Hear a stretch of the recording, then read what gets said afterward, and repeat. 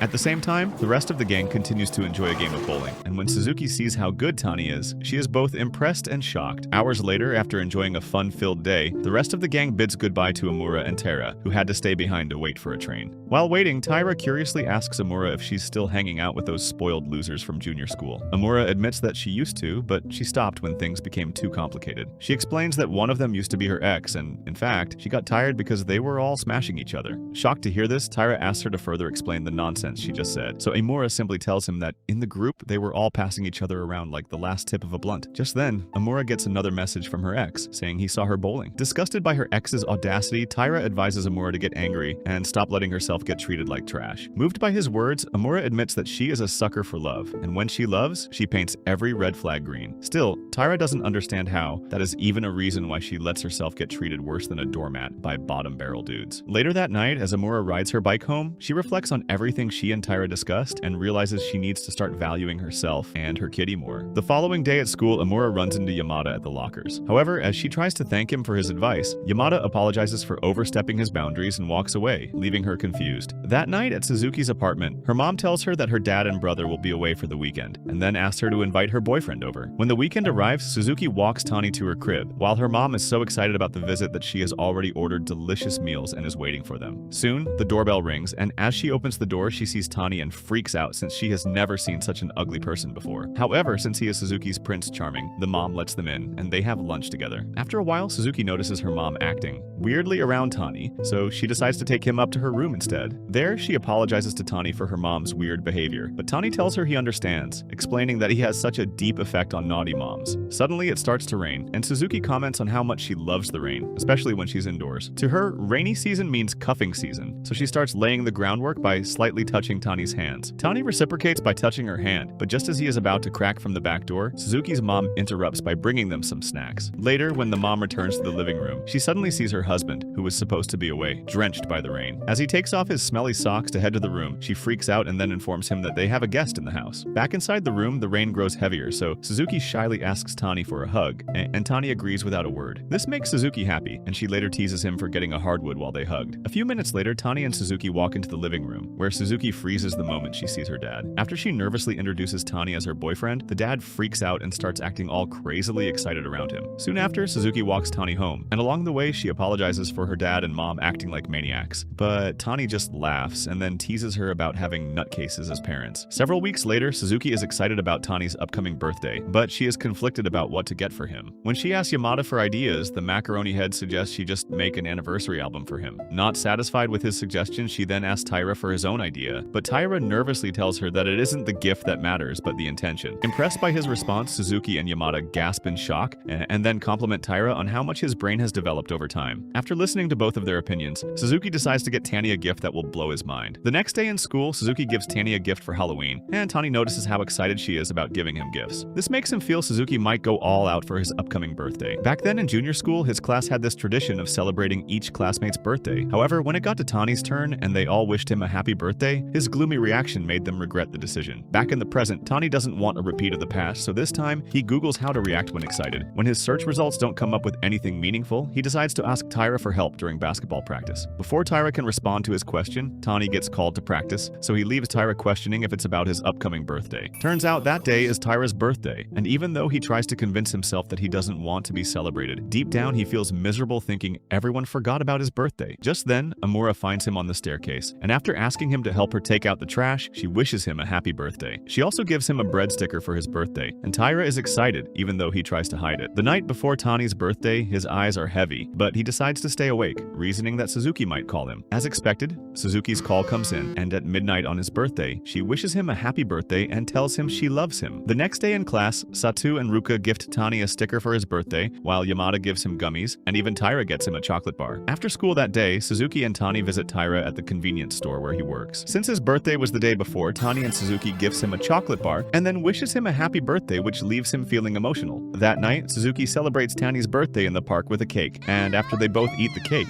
she gives him a scarf as a birthday gift. As Tani checks out the scarf, she blushes hard and says she will be super happy if he wears it. Suddenly, Tani takes her hand, and as he gets close, Suzuki almost bursts her fountain, thinking he is about to exchange mouth germs with her. But Tani thanks her for the gift, and just his gratitude is enough to cause her to blush, until her face heats up like a burner. To make her happy, he wears the scarf, and as they head home, Suzuki excitedly suggests spending the weekend anywhere he wants to go. When the weekend arrives, Tani chooses the museum for the date, and Suzuki is surprised at his boomer way of thinking. On getting inside, they find the place crowded, like it's Black Friday at the mall. As they struggle to get inside the main exhibition, Suzuki is caught in the stampede, and once they finally make it in, Tani apologizes for choosing the worst possible place for a date. But Suzuki tells him not to apologize and then excitedly drags him to see the exhibits. They spend hours exploring the museum exhibits until nightfall when they finally have to leave. As they stroll down the street, Suzuki happily admits that she had fun, but then she complains of hunger and suggests they grab something to eat before they go home. After checking his phone, Tani mentions a nearby restaurant, but when they arrive, they discover it's closed. They also check out 2 other restaurants along the street, but seeing that they're expensive, Suzuki suggests leaving before they end up washing dishes. Luckily, they spot some street food, and since it's affordable for Tani's broke account,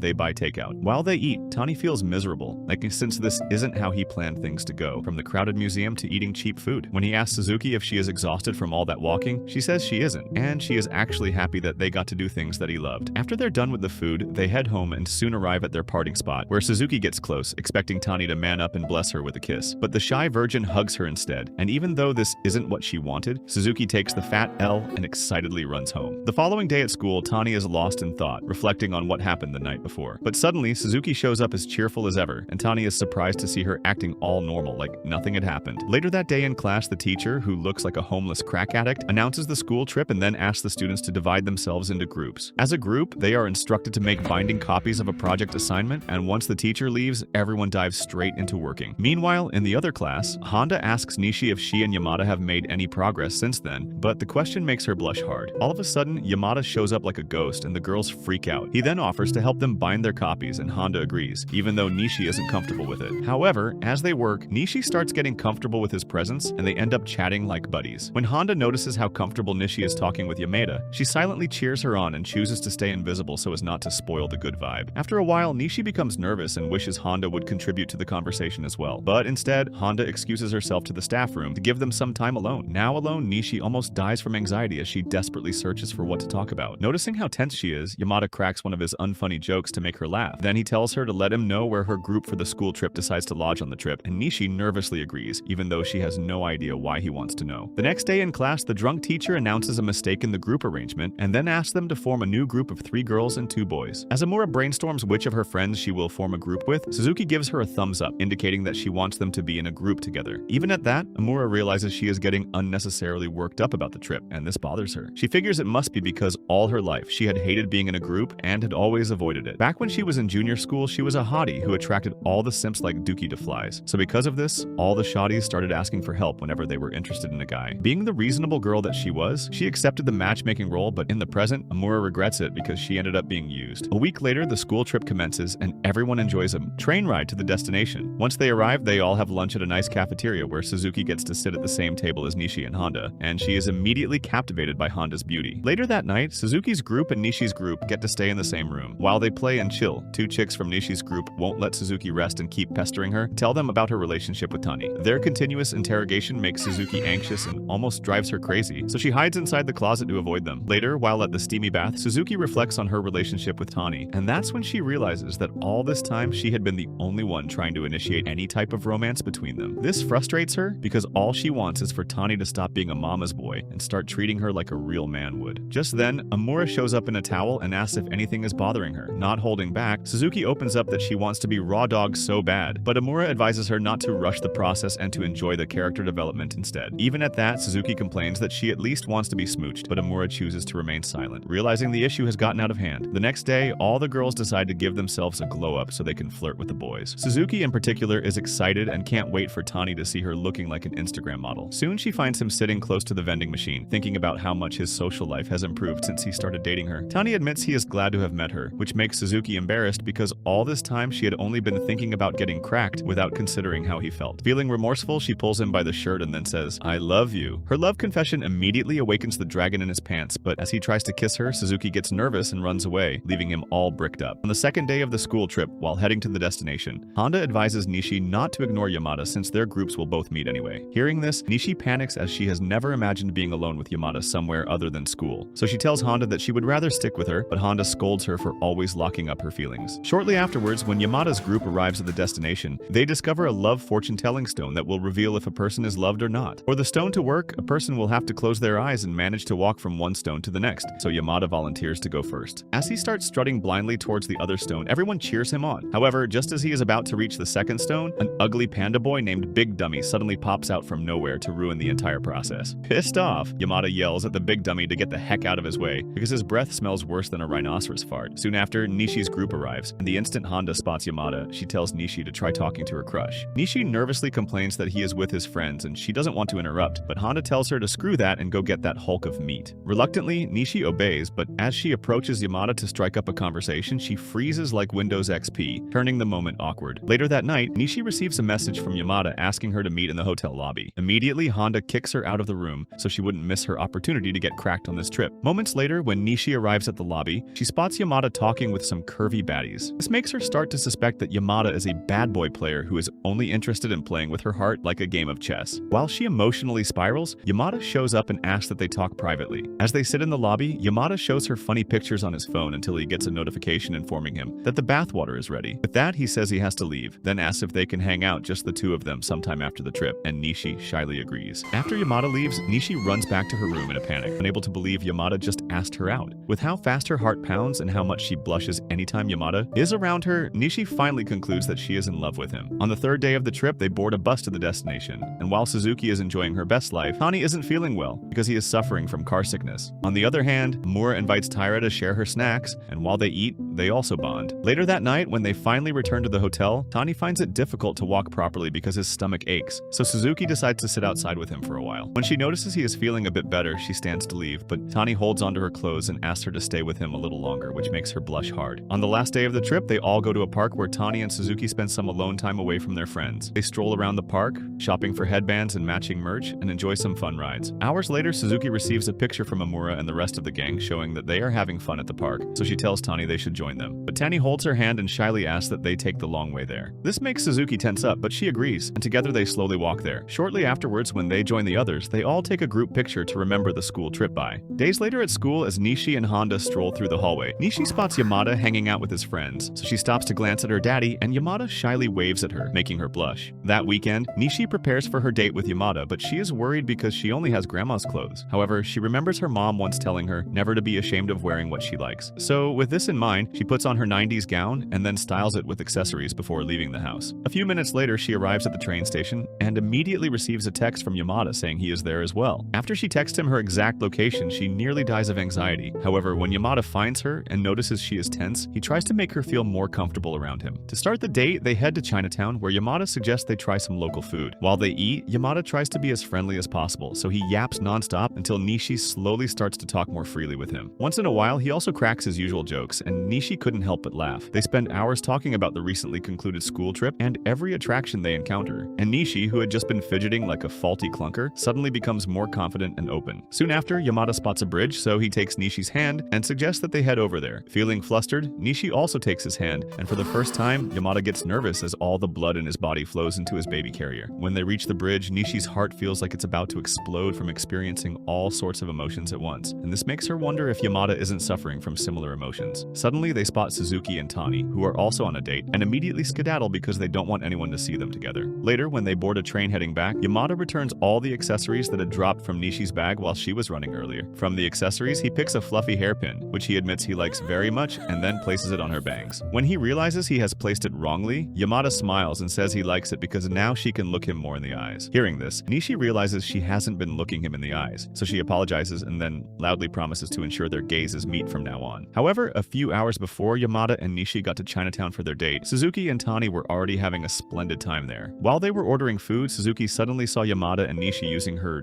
20/20 vision, and not wanting to ruin the moment for the shy couple, she immediately disguised herself and then dragged Tani inside the restaurant. There, she figures Yamada and Nishi are now an item, but she keeps it to herself and is excited to share the good news the following week in school. All through that day, Suzuki couldn't stop thinking about Yamada and Nishi, and this made her blush. Suddenly, Tani suggests they ride the Ferris wheel, and while on it, they get so close to kissing, but some nosy brats ruin the mood. Shortly after the ride, they head home, and on the way, Suzuki yaps nonstop about how much she loves Christmas. When they reach a zebra crossing, Tani asks what she wants for Christmas, and Suzuki shyly replies that she just wants both of them together. Right after she says that, she takes his hand, and the moment turns romantic, leading them to almost kiss, but a car's headlights interrupt the moment, frustrating Suzuki. Turns out it's her dad and mom in the car who wave at them to hop in and then drive them home.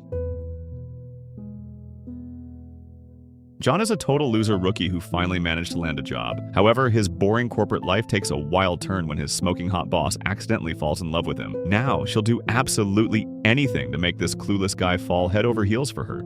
It all started with Isuza marching towards her office building with her juggling juggernauts. Soon, Isuza makes it inside the publicity department. Just then, a coworker named Minori approaches Isuza with a problem, but she gives her a solution as if it was nothing. She then turns her attention to this limpy noodle, Kasuke, while simultaneously scolding him for the messy state of his desk. While their coworkers admire how reliable Isuza is, Kasuke and a few others quietly admit that she can be pretty intimidating. Suddenly, the department head, Eiji, calls Isuza over to share some news. He informs her that a new hire is joining the team and that he wants her to be the one to train him. Isuza accepts the task with a polite smile, but on the inside, she's actually quite miserable about the situation. A few moments later, the new guy, John, arrives with an energetic greeting. When he's introduced to Isuza, she greets him with her usual icy demeanor, even though she is secretly thinking about how handsome he looks. She manages to keep her emotions hidden, vowing to do her best as a mentor despite her total lack of social skills. She then takes John to the merchandising room, explaining how the company branched out from game development into real estate and apparel. She also gives him a rapid-fire tour of the office, showing him everything from the copy machine to the snack area,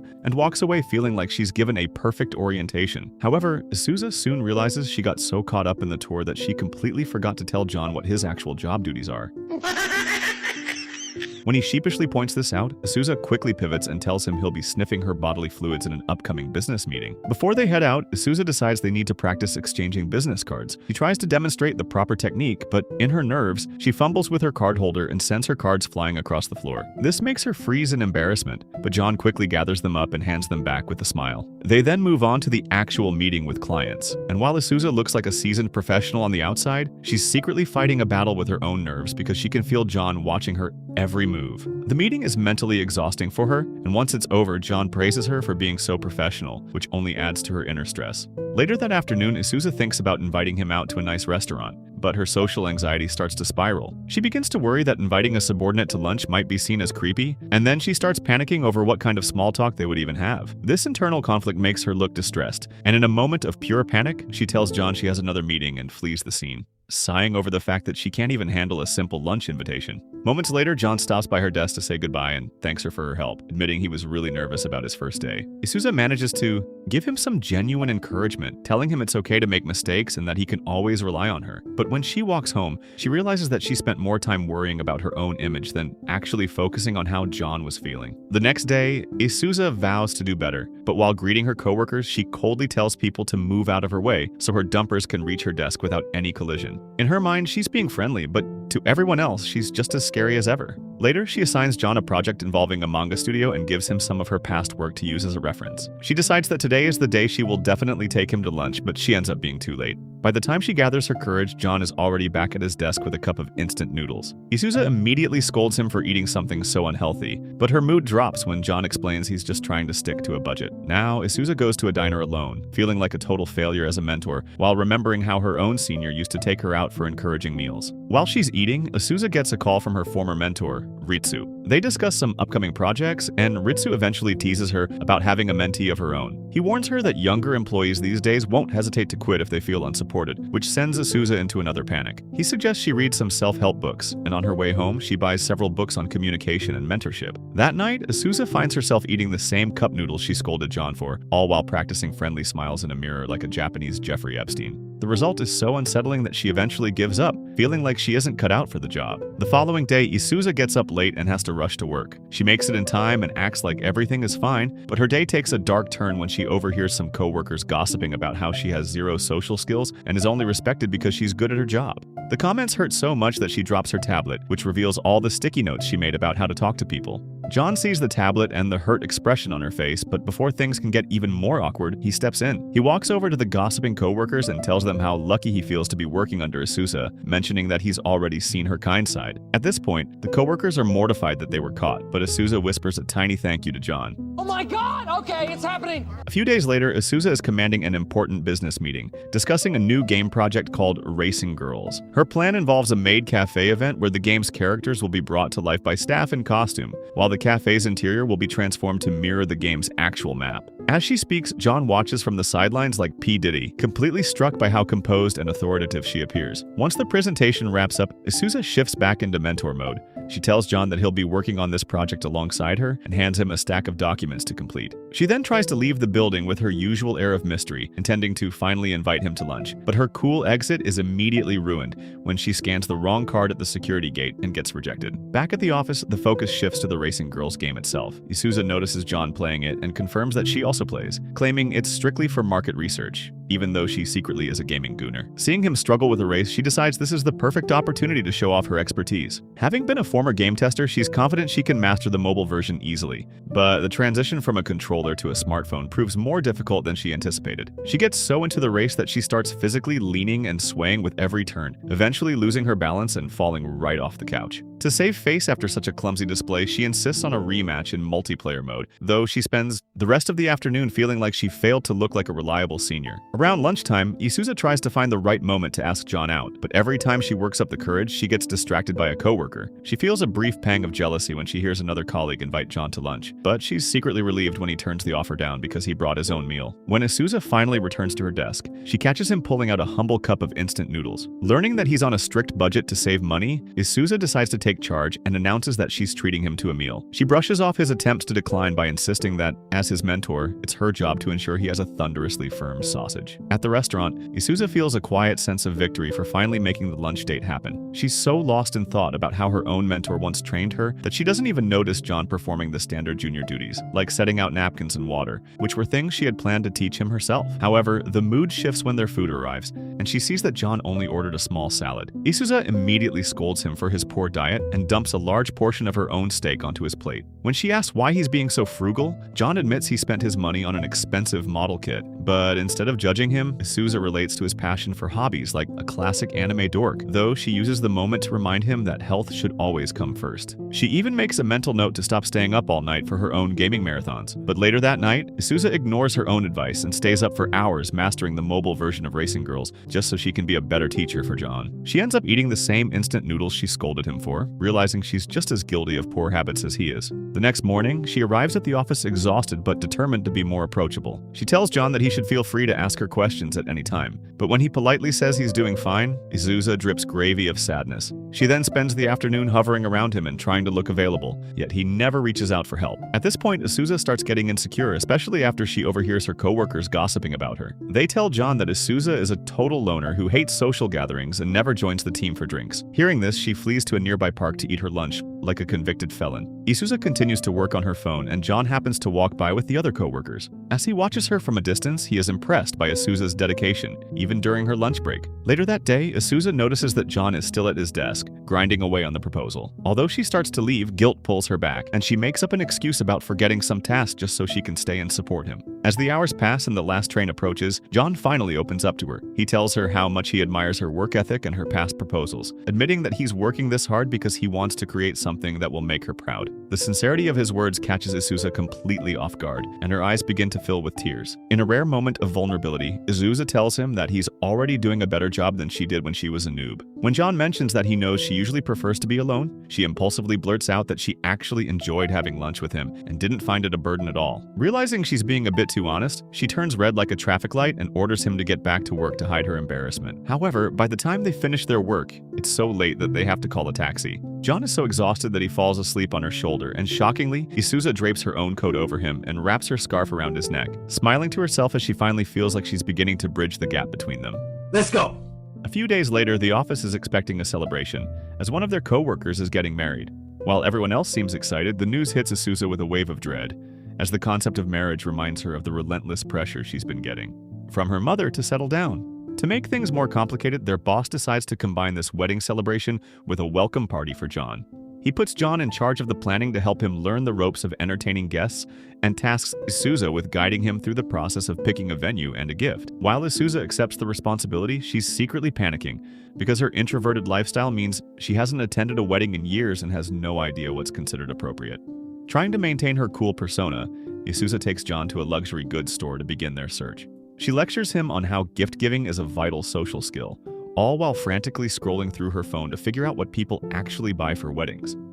However, her research is interrupted when a pair of dumb and disgusting-looking cat-themed mugs catches her eye. She's clearly attracted by them, but when John suddenly moves closer to get a better look, Isuza fumbles the mug and watches in horror as it shatters on the floor. Immediately, she starts spiraling into self-deprecation, but John handles the situation with maturity. He insists on buying the remaining set himself, claiming he genuinely likes the design. Even though Isuza feels like she's the one who should be paying for her own mistake, John makes the purchase before she can even make her argument. Moments later, the two stop for a coffee break, with blood pumping through their private parts. Seeing her mentor always drink black coffee made her believe that doing the same would make her look sophisticated, so she ordered a cup of plain black coffee despite her own taste.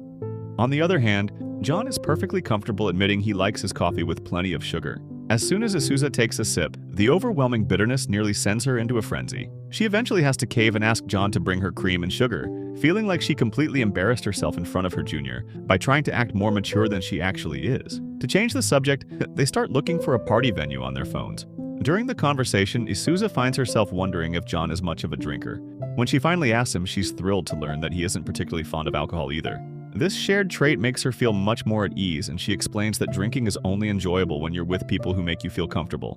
She promises to attend the party specifically because it's for him, but when John admits he'd like to have a real drink with her someday, Isuza's defense mechanisms go into overdrive. She blunts the moment by saying she's not sharing her kitty with his sausage, a comment she instantly regrets the second it leaves her mouth. The next day, the guilt over her cold response still weighs on her. However, her mood shifts when she finds one of the cat mugs from the store sitting on her desk. John explains that since he only needs one, he wanted her to have the other as a thank you gift. Flustered and touched, Isuza tries to hide her emotions by claiming she'll only use it as a toothbrush holder, but it's clear she's going to put it inside her that night. Later, the office party officially kicks off, and Isuza keeps her opening toast short and slightly cynical to hide her nerves. As she settles in next to the bride-to-be and her boss, she tries to remain professional, but her eyes are constantly drifting toward John to make sure he's okay.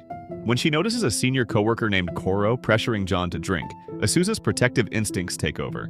She marches over, grabs John's drink, and downs it in one gulp, declaring that she needs to test anything her mentee is given. This bold move gets the social gears turning, and before she knows it, Isuza is actually socializing with the group. Unfortunately, she's not used to alcohol, and she soon finds herself feeling unwell.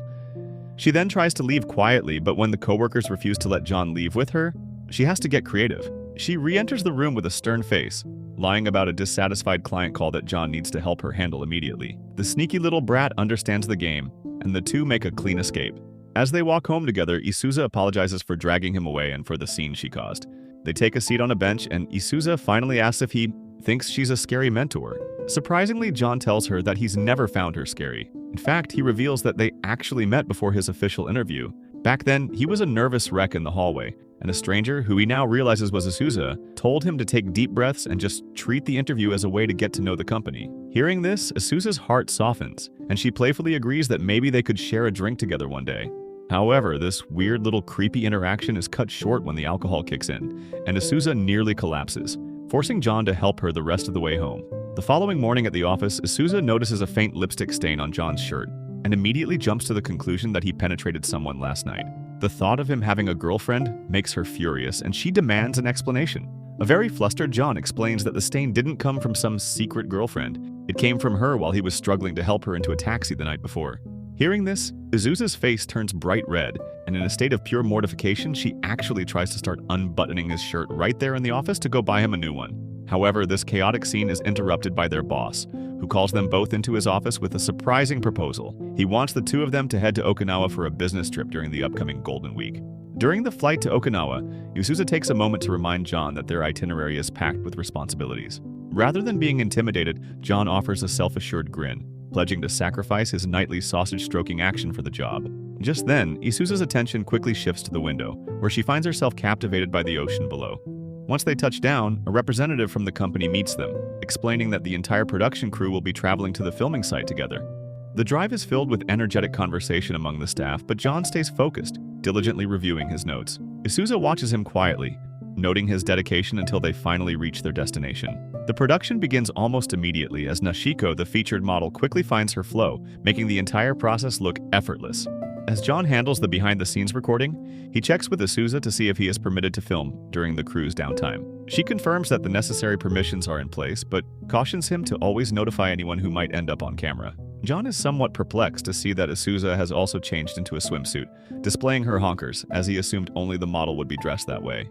Isuza explains with a touch of pride that she didn't want Nashiko to feel isolated or awkward being the only one in swimwear, so she joined in to maintain a sense of professional solidarity. John, feeling a bit flustered, suggests that such a gesture wasn't really required since swimsuit modeling is simply part of Nashiko's professional duties. When he sees Isuza's face fall with a hint of embarrassment, he immediately backtracks, confessing that he isn't well versed in the social norms of swimwear photoshoots. Suddenly, a sharp gust of wind catches Nashiko's hat and sends it flying into the ocean. Isuza reacts instantly, diving into the water to save the accessory. She then emerges victorious, holding the hat up with a triumphant smile for the crew to see. Back on the beach, she hands the hat to an assistant, and John quickly steps forward to offer her a towel. Isuza declines, preferring to air dry in the sun while remarking that her choice to wear a swimsuit had actually proven to be quite practical. Caught up in the moment, John claims he'll make sure to wear a swimsuit himself the next time they have a similar shoot. Realizing she might have sounded like a creep earlier, Isuza suddenly becomes self-conscious. At that moment, a male staff member approaches her, raining down compliments on her massive unga-bungas. When the man attempts to touch her arm, John feels a surge of protective instinct and makes a loud noise to disrupt the interaction. Taking advantage of the sudden attention, John nervously claims he needs to check on Nashiko during her break. The staff member apologizes and leaves to get drinks for everyone, and once he is gone, Isuza gives John a playful, appreciative tap on the arm for intervening. As the day continues, the team moves through various scenic spots. John is constantly on the move, recording footage and assisting wherever he can, while Isuza stays close by to ensure he is integrating well with the rest of the crew. By sunset, the physical toll of the day catches up with John, and as he rests, Isuza presses a chilled water bottle against his face. Worried about dehydration, she encourages him to drink, watching him with a fond expression while praising his work ethic. Caught off guard by her own candidness, her face flushes red, and she quickly makes an excuse to leave after telling him to finish the water. Later that evening, the atmosphere is vibrant as the team celebrates their productive first day. The staff credits Isuza for her organizational skills and thanks John for his helpfulness. The mood shifts when performers begin playing traditional music, signaling the start of a dance. The performers invite the crew to join in, explaining a routine where the men perform rock movements and the women perform paper movements. While the rest of the team jumps in eagerly, Isuza is paralyzed by shyness and tries to decline. To support her, John jumps into the dance with high energy, even though he looks like a jelly dog now shuffling inside a garbage truck. Inspired by her junior's bravery, Asusa casts aside her hesitation and joins him. Seeing her dance beside him brings a wide smile to John's face, and soon the whole team is moving together. At this point, John finds himself struck by how radiant Asusa looks when she is truly enjoying herself. Back at the hotel, a physically drained John reflects on his complicated feelings for Asusa, just when his thoughts are interrupted by a knock at the door. It turns out to be Asusa, carrying skin treatments because she noticed John has a severe sunburn. John realizes he completely neglected to use sunscreen, and Asusa gives him a firm lecture. She reminds him that since they are promoting a sunscreen brand, it's important to lead by example. However, seeing his dejected face, she softens her tone and explains that the sun's rays are particularly intense in this region. The second day of the trip takes them to a lush field under a bright sky. The theme shifts from the beach to the urban city of Okinawa, including a visit to a local shrine where Nishiko draws a fortune for the camera. After wrapping up the final shots at the beach, the project officially concludes. Asusa announces that the crew is free to spend the afternoon however they wish. While the team is excited to explore, Asusa feels conflicted. She wants to invite John to see the sights with her, but is afraid of being seen as a Japanese P. Diddy. Before she can decide, a staff member suggests the entire group go sightseeing together. Both John and Asusa are stunned by the proposal. Asusa, already feeling socially drained from the trip, panics at the thought of more group activities but feels obligated to agree. Sensing her discomfort, John steps in and tells the group he wants to use the free time to brainstorm ideas for their upcoming collaboration cafe project. Relieved to have a way out, Asusa agrees to help him work, and the two head off on their own. Once they are away from the group, Asusa thanks John for the rescue. They decide to go cafe hopping to research ideas. They first visit a peaceful, traditional shop where tea is served in handmade clay vessels like some wild animals. From there, they move to a spot famous for massive, elaborate desserts, watching in awe as a nearby table receives an enormous ice cream. However, their journey ends at a cafe with a stunning view of the ocean at dusk. Though John tries to focus on his notes, he finds himself distracted by the sight of Asusa looking out at the water, wondering if he can rest his sausage inside her mouth. On the walk back, John feels incredibly satisfied with how they spent their time, noting the unique atmosphere of Okinawan cafes compared to Tokyo. Asusa is equally impressed by John's dedication, noting that he never once complained about working during his time off. However, their return to the hotel brings a major complication. The front desk informs them that only one room was booked for the two of them. It turns out that Minori, who handled the arrangements, mistakenly reserved a single room with twin beds. With the holiday rush making it impossible to find another room, Asusa decides they will just have to make it work. While taking a bath, Asusa worries about the awkwardness of sharing a room, remembering a similar time she had to share with her mentor. When she exits the bathroom, she finds John packing his bags. He offers to spend the night at a manga cafe so she can have the room to herself, but Asusa stops him. She insists that he shouldn't have to leave, sharing the story of how her mentor made a similar situation fun in the past. To break the tension, she pulls out her phone and challenges John to a mobile racing game. The two end up spending the night surrounded by snacks, laughing, and playing round after round. John notices that Asusa is struggling because she isn't using her turbo boost, and he takes a moment to teach her the mechanics with a rock-solid flagpole in his pants. However, her excitement and proximity make him blush, which she playfully attributes to another sunburn. As John goes to get more drinks, he realizes the ache in his chest is actually jealousy over the admiration Asusa holds for her mentor. They then play the game until sunrise, and despite nearly missing their flight the next morning, John heads home feeling happy. A few days later, Asusa's morning routine is interrupted by news reports of a powerful typhoon approaching the region. Despite the official advice to stay indoors, Asusa realizes that several critical tasks for the sunscreen PR project require her presence at the office. She hesitates over whether to ask John to come in, feeling it might be unfair to make a newcomer commute in such dangerous weather. However, his assistance is vital for the upcoming meeting. Her mind briefly wanders back to the joy of their Okinawa trip before she pulls herself together, gathering her rain gear and heading out. In her haste to ensure they can both finish early and beat the worst of the storm, she ironically forgets her umbrella. Upon arriving at the office, Asusa is startled to find John already there with his rock-solid biological rod. She masks her surprise with professional instructions, emphasizing that they must work efficiently to avoid being stranded by the typhoon. As they settle in, the atmosphere feels remarkably different with only the two of them present. While the silence is comfortable, Asusa finds herself feeling self-conscious. She tries to remind herself that they have already shared close quarters during their trip, but the thought only makes her more flustered. She catches him glancing at her while she uses the cat-themed mug he gave her, making her almost leak fluids out of her legs. When they finally finish their preparations, the weather has taken a turn for the worse. Looking out at the downpour outside, Asusa expresses concern that John's shoes will be ruined since they aren't waterproof. However, John notices her stylish rain boots and offers a sincere compliment, which compels Isuza to give a shy smile. But she hides her embarrassment by lecturing him on the importance of proper business rain gear before they head out. Once they reach the building's exit, the severity of the storm becomes clear. Isuza is forced to admit she forgot her umbrella, feeling foolish for lecturing John earlier. But John immediately offers her his sturdy umbrella, claiming he has a smaller collapsible one in his bag. As they walk through the storm, Isuza is relatively protected by the larger umbrella, but she notices John battling the wind with his umbrella from Temu, which keeps buckling under the pressure. She suggests they swap, but John stubbornly refuses, insisting on pushing forward despite being mostly in the rain. Eventually, Isuza moves closer to shield them both, arguing that it would be unprofessional for him to arrive at the client's office completely soaked. When John takes the handle to hold it for both of them, his hand briefly brushes hers, making her even more moist downstairs.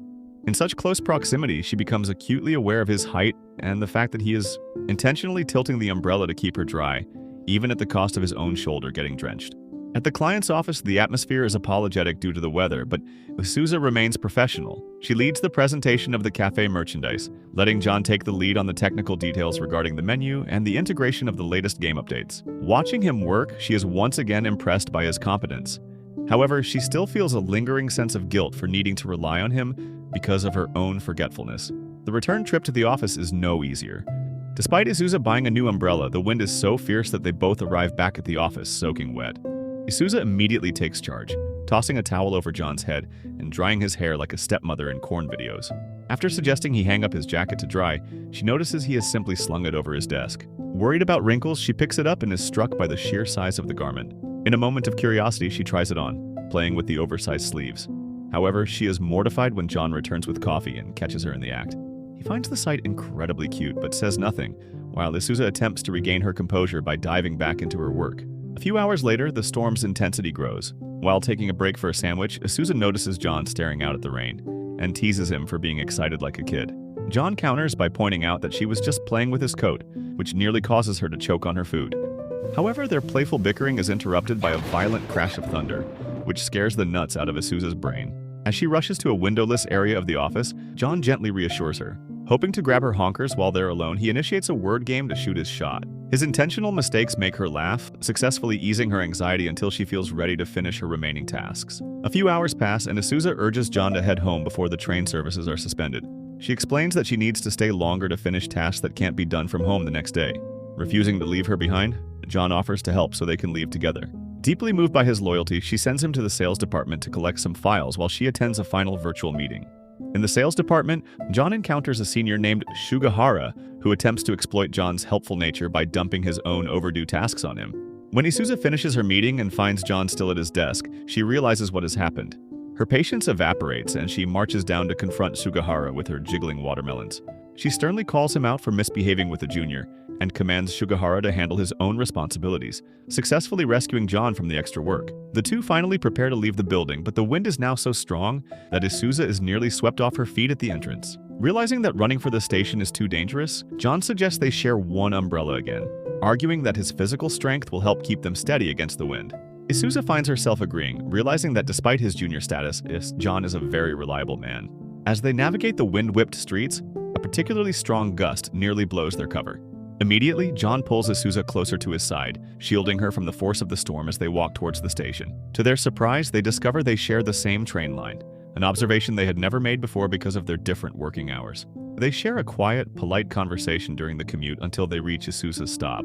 Before she departs, John insists she take his sturdier umbrella for the walk home, dismissing his own needs. In return, Isuza gives him a small gift as a thank you for his hard work and support throughout the day. Back at her apartment, Isuza hangs John's umbrella next to hers, feeling a strange mix of relief and lingering tension about seeing him the next day. Meanwhile, John settles in at home, sniffing the towel Isuza gave him like a freak, and reflecting on the day with a quiet smile, even considering buying special detergent to care for the item she touched. The following morning, Isuza spends her time rehearsing a simple request. She wants to invite John out for drinks as a gesture of gratitude for the umbrella he lent her during the storm. However, her confidence wavers the moment she arrives at the office and spots him in an animated conversation with a woman named Miho, whom she has never met. A sharp sting of jealousy pricks at her heart, though she quickly stops herself to support John's social interactions.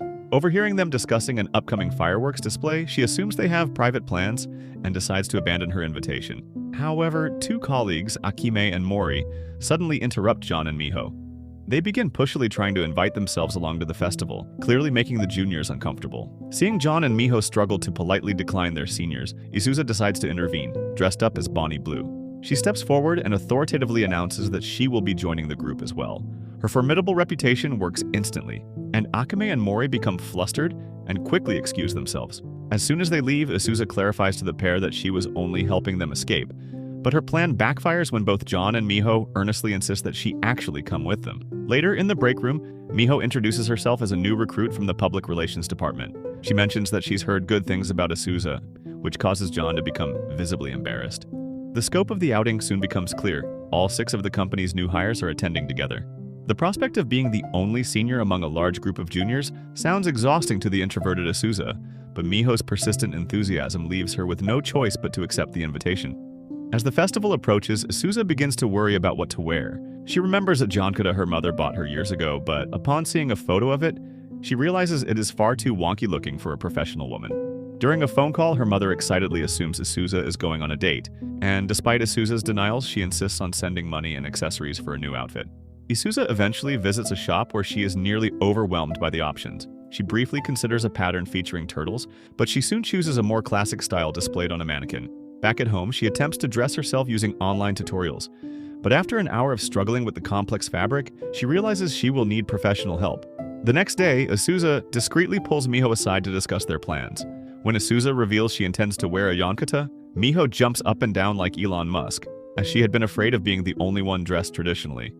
They discuss the logistics of booking a salon for the occasion. Shortly after, Miho runs into John in the hallway and teases him, telling him to look forward to seeing Isuza in her festival attire, leaving him completely flustered.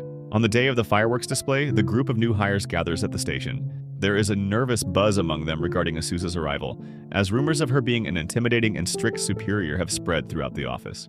John tries his best to defend her personality, describing her as kind and diligent, though his friends tease him, suggesting he only sees her softer side because of her enormous milk containers.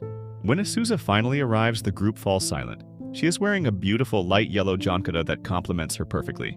Her polite and humble greeting immediately puts the juniors at ease, and they realize she isn't the monster the rumors suggested. On the other hand, John is so stunned by her appearance that he can barely speak and desperately tries to hide his flagpole. As the group enters the festival grounds, they decide to split up to explore the various food stalls. Isuza ends up in a small team with John and Miho. Feeling out of her element in the crowded, festive atmosphere, she tries to contribute by offering her wallet to pay for their snacks. Although the juniors initially refuse, she insists on treating them since festival food can be quite expensive. They eventually return with fresh takoyaki, which proves to be a challenge for Isuza. Attempting to follow John and Miho's lead in eating the hot snack, she accidentally burns her tongue. John feels guilty for encouraging her, and quickly buys her some shaved ice to soothe the burn. As they stand in a quiet corner to eat, John reflects on how festival food always seems to taste better than the versions he makes at home. Miho teases him about his cooking, revealing to Isuza that John often lived on a very tight budget during his training because he spent all his money on plastic model kits. Isuza admits she was already aware of his hobby. Watching the two of them banter, Isuza feels a sense of peace, noting how much more relaxed John seems outside the confines of the office. Their next stop is a shooting gallery. While Isuza initially intends to just watch, John and Miho become determined to win a prize for her.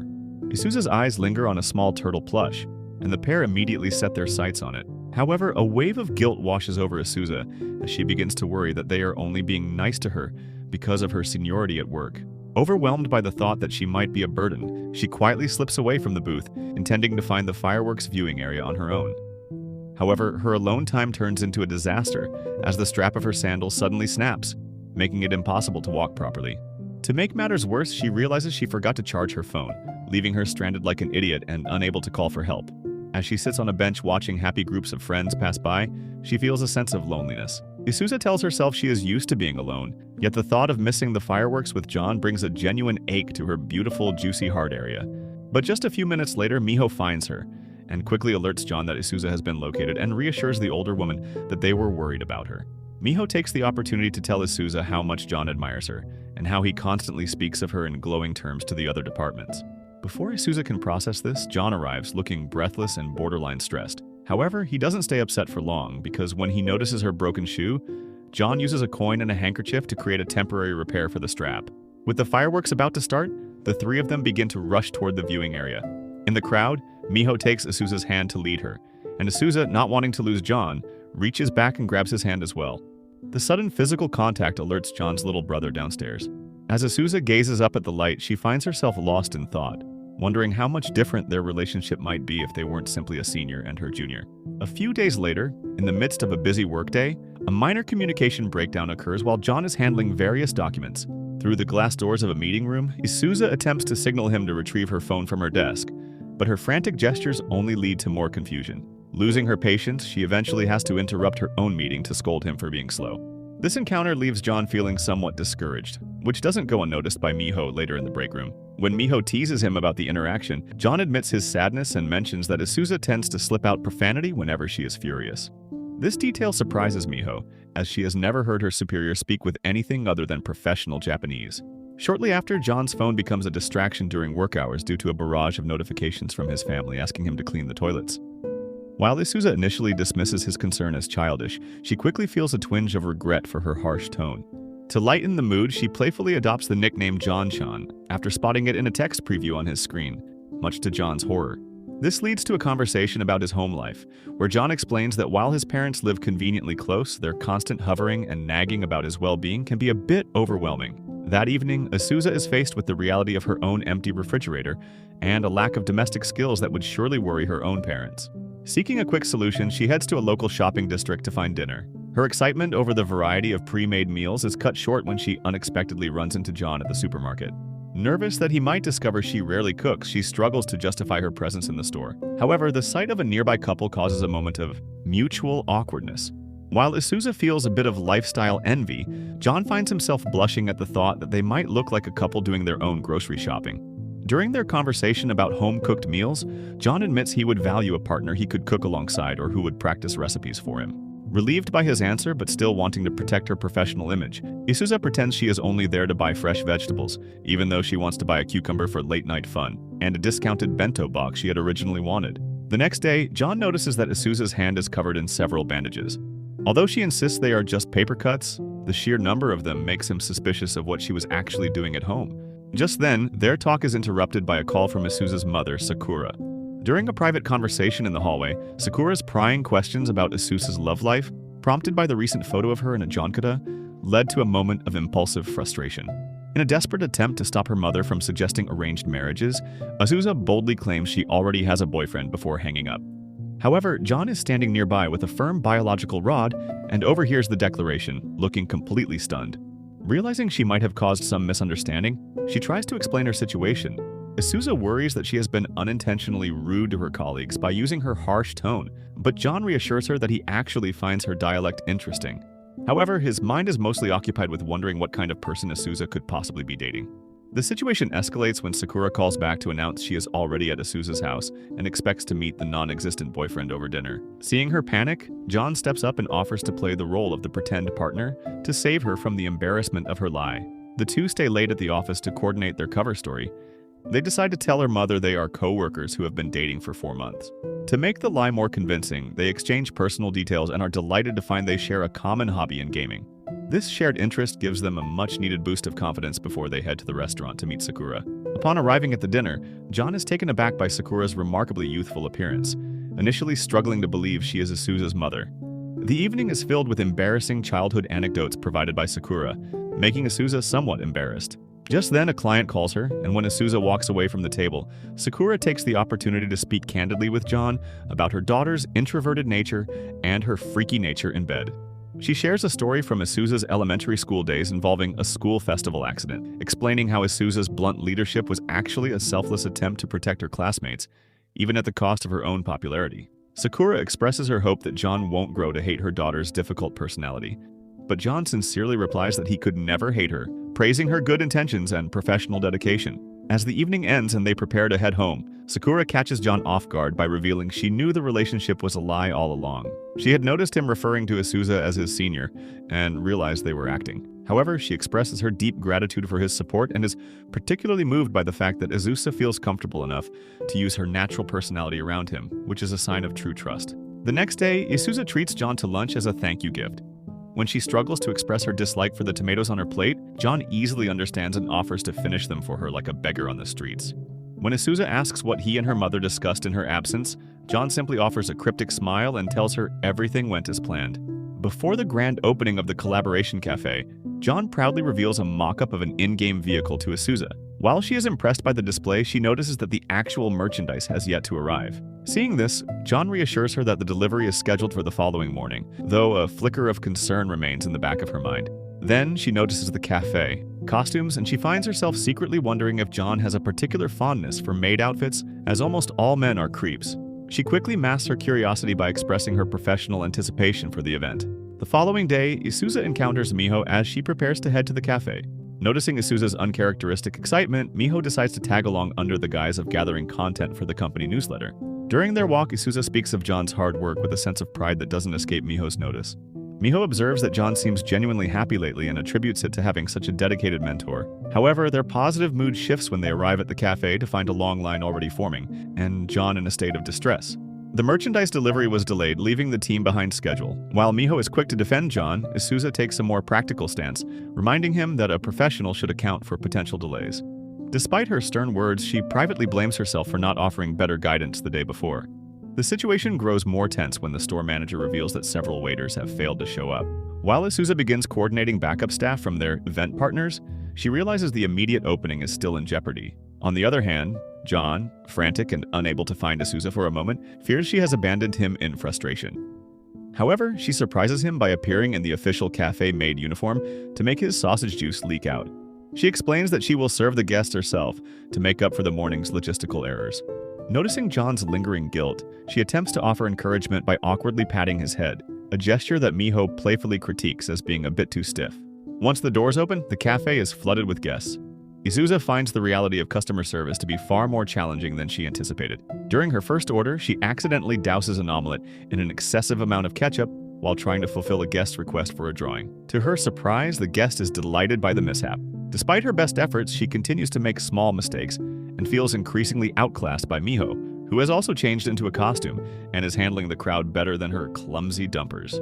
During a short break, Miho informs John that their additional help has finally arrived. John expresses his worry that Isuza is pushing herself too hard, noting her robotic and nervous demeanor while serving.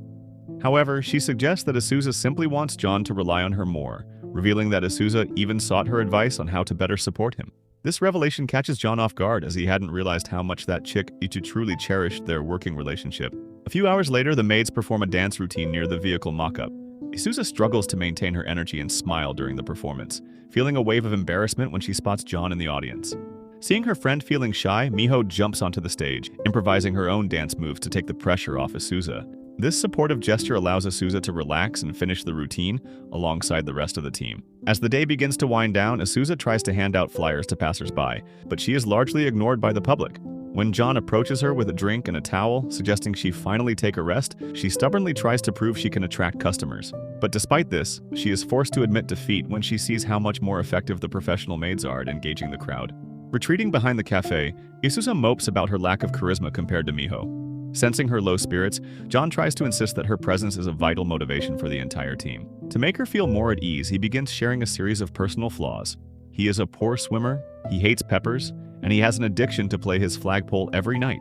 He even admits that his hair is naturally curly and requires constant straightening, a fact Isuza recalls from seeing him on particularly humid days. These admissions humanize him in her eyes, making her feel closer to him. Despite John's efforts to cheer her up, Isuza still feels she has many things to take care of before the day ends. Inside the maid-themed cafe, a guest appears to be, pressuring Miho into various poses like a classic freak from an anime. Seeing this, Isuza's protective instincts take over, and she marches over to confront the man with an authoritative glare. Shockingly, her stern expression and posture perfectly mimic a popular character from the game. So, instead of being intimidated, the guest is happy, thanking her for the authentic service and requesting a game with her. Isuza is left completely baffled by the positive reaction to her anger, but she continues to provide the service the guest desires. Later that night, the store manager praises the two for their exceptional work, specifically highlighting Isuza's top-tier service. As they sit in silence, Isuza asks John why her last customer was so happy. John points to a character that bears a striking resemblance to her outfit and aura. When Isuza tries to mimic the pose, John blushes, admitting that while she resembles the character from the anime, she feels more like the master of the house than a maid. John explains that since she is always looking after him as his senior, it's hard to imagine her in a subordinate role. Hearing this, Isuza claims that a maid's job is also to look after people, a point that John finds difficult to argue with. Just as they are about to go home, Miho bursts in and demands that they all go out to have celebratory drinks. As she urges them to hurry, Isuza catches John off guard by playfully calling him Master and tells him to wash his baby carrot before leaving, just in case. This makes John embarrassed for a second, and Isuza also gets shy by her boldness. A few days later, it's extremely cold outside, causing Isuza to shiver from the dropping temperature. Seeing this, John pulls out his jacket over her shoulders like a total simp. Though initially puzzled, Isuzu accepts the kind gesture once he reassures her that he is perfectly warm, completely unaware that Ritsu is watching the sweet exchange from the office building. A few days later, Isuza is browsing the market for some clothes, trying to build up the courage to go inside a clothing boutique. Just as she considers giving up and going home, John notices her and offers to accompany her to help with her anxiety. Feeling understood by her subordinate, Isuza starts trying on a series of outfits, and each time she emerges, John enthusiastically assures her that every single option looks incredible. Watching her happily head to the checkout counter, John catches himself thinking about how adorable she is, prompting him to literally bang his head against a wall to scold himself for viewing his senior in such a creepy manner. Later that evening, Isuza struggles to offer a casual goodbye rather than her rigid formal work farewell. However, John matches her energy and keeps her happy, but as soon as they part ways, Isuza's heart sinks into her stomach when she notices another girl grabbing John like a cat in an adoption center. The next day, Ritsu approaches Isuza and hands over her favorite drink, playfully noting that Isuza is acting extremely gloomy today. Miho also chimes in, noticing Isuza's distress and accurately guessing that the trouble is tied to John. Desperate to stop them from intervening, Isuza reveals that she saw John with another girl. Miho quickly reassures her that John would have mentioned having a girlfriend, while Ritsu seizes the opportunity to tease Isuza about her intense investment in their junior's romantic life. Embarrassed about this, Isuza claims that her concern is strictly professional. So, to cheer her up, Miho invites Isuza to a weekend spa trip, and the moment she agrees, Miho immediately texts John to invite him along as well. Later at lunch, John happens to walk past and catches sight of Isuza, laughing happily at Ritsu's stories. A sudden wave of jealousy washes over him, and when he turns back, he nearly collides with Ritsu around the corner. Ritsu cheerfully introduces himself and tells John to take good care of Isuzu, freezing John in his tracks before casually mentioning that he will also be attending the upcoming spa day. A few days later, the group meets up at the spa, where a teasing Ritsu tricks John into admitting out loud that Isuza looks beautiful today. This limpy sausage-wielding John frantically clarifies that he only meant her outfit suits her beautifully, leaving Miho and Ritsu to relentlessly tease him for his lack of confidence. Inside the facility, Isuza decides she wants to hit the stone sauna first, while John mentions he is heading to the regular sauna. Before Ritsu can share his own plans, his phone rings with a work emergency, forcing him to step away. Inside the intense heat of the stone sauna, Isuza tries her best to release her stress, but the vivid image of John with the mysterious girl suddenly flashes in her mind, ruining her peace. On the other hand, John sits in the regular sauna, unable to stop thinking about the affectionate way Ritsu speaks to Isuza. Eventually, the girls move on to get massages, where Isuza stubbornly insists on full pressure to avoid looking weak, resulting in a painful scream that echoes down the hall. Afterward at the baths, a completely blissed out Isuza admits to Miho that she doesn't understand why she is so deeply bothered by John's mystery girl. Miho gently advises her to grab her non-existent balls and ask John directly, reminding her that she doesn't need to act like his superior today. A few hours later, Isuza finds John cooling off outside, and the two decide to take a walk together. When Isuza accidentally loses her footing and trips, she falls right into John's arms, as Ritsu is watching them from a distance. Determined to help these losers trade each other, Ritsu approaches John at the vending machines and claims he actually harbors romantic feelings for Isuza. As they all sit down for dinner, Isuza and John start drinking heavily to battle with their emotions. When John passes out at the table like a beta male, a fiercely protective Isuza loudly accuses the group of sabotaging him. Ritsu teases her for being overly defensive, causing Isuza to snap back that she has every right to protect her precious junior. Hearing this, something inside the drunken John snaps, and he abruptly sits up and angrily declares that he is sick and tired of being treated as just her junior forever. Miho and Ritsu hold their breath for a romantic confession, but Isuza suddenly bursts into tears, weeping about how hard she works to be a respected boss, forcing a mortified Miho to spend the rest of dinner apologizing to the people around them. Once the drunken idiots finally sober up, they are brought outside into the fresh air to recover. Miho and Ritsu decide to head to the outdoor baths, and Miho casually invites Ritsu to join her in the women's section. Meanwhile, John watches in complete confusion as Ritsu complies without hesitation, and his confusion turns to absolute shock when both Miho and Ritsu emerge from the female locker room wearing matching pink robes. It is finally revealed that Ritsu has been a girl this entire time, blending in like a chameleon. With a lighthearted laughter, Ritsu apologizes to John for the elaborate deception, explaining she only pretended to have romantic feelings for Isuza to force John into recognizing his own love for her. As the three girls happily chat and share ice cream, John starts going haywire due to the gender situation and collapses on the floor. That evening, John's sister immediately notices his flushed look and questions who he had been out drinking with. But her inquiries go unanswered as he collapses onto his bed in a deep sleep. The following morning at the planning department, the day begins like any other. It doesn't take long for the women in the office to realize that John is nowhere to be found. Isuza finds his absence particularly strange given his habit of being early, though she tries to stay calm since his shift hasn't officially started yet. However, her concern is briefly interrupted when her phone alerts her to a message from John, who seems to be stroking himself in the bathroom. He explains that he isn't feeling well and plans to see a doctor that morning, though he insists he will return in time for the afternoon meeting. This only serves to frustrate Isuza, who mentally scolds him for being so stubborn about working while sick. During her lunch break, Isuza is joined by her colleagues, Miho and Ritsu, whose newfound closeness surprises her. Miho notes that their recent spa excursion turned them into fast friends after seeing each other's dumpers and knockers, and they spend a moment fondly remembering the relaxation of the baths and the treats they shared. Isuza watches them with a touch of envy, marveling at how easily people with natural social skills can bond. When the conversation turns to John's absence, Isuza explains his situation. Sensing an opportunity, Ritsu suggests that Isuza should pay him a visit the following day. The girl is instantly flustered, terrified that a surprise visit would only be an intrusion of his privacy. However, Miho reassures her that John would likely be delighted to see someone he holds in such high regard. Despite the encouragement, Isuza's anxieties shift to practical matters, as she doesn't have his address and fears his girlfriend might be present. Miho quickly dismisses these concerns by revealing she knows exactly where he lives, and he is a single dork. Under the pressure of her friend's insistence that staying away would be cold-hearted, Isuza finally agrees to go. The next day, Isuza is outside John's apartment, worrying that she is being a burden, and plans to simply drop off the gift and leave. But just then, she is interrupted by the same girl she encountered previously in the shopping district. This girl, Yuki, asks if Isuza is there to see her brother, finally clearing up the misunderstanding. Yuki isn't John's girlfriend, but his younger sister. When Yuki teasingly asks if Isuza is John's girlfriend, Isuza descends into a state of panic. John eventually opens the door wearing a face mask and is visibly stunned to see Isuza and his sister standing together. After a brief moment of frantic tidying inside, he invites them both in. As Isuza enters, she takes in the details of the apartment, noticing John's personal decorations. Yuki introduces herself properly, prompting Isuza to offer her business card like a nerd wacko. John finds the formality unnecessary, though Yuki takes the chance to whisper to her brother about how lucky he is to have such a beautiful senior. Despite John's insistence that he is fine to serve tea, Isuza urges him to rest. The mood lightens when Yuki decides to cook for her brother, and Isuza also offers her assistance. However, the cooking process proves to be a bit chaotic, so John has to intervene when Yuki nearly washes an apple with dish soap. He then notices Isuza holding a knife in a dangerous manner. While the siblings engage in a lighthearted bicker, Isuza focuses on her task. When Yuki sees the finished product, she is impressed by the cute result, though John eventually takes over the rest of the meal preparation himself.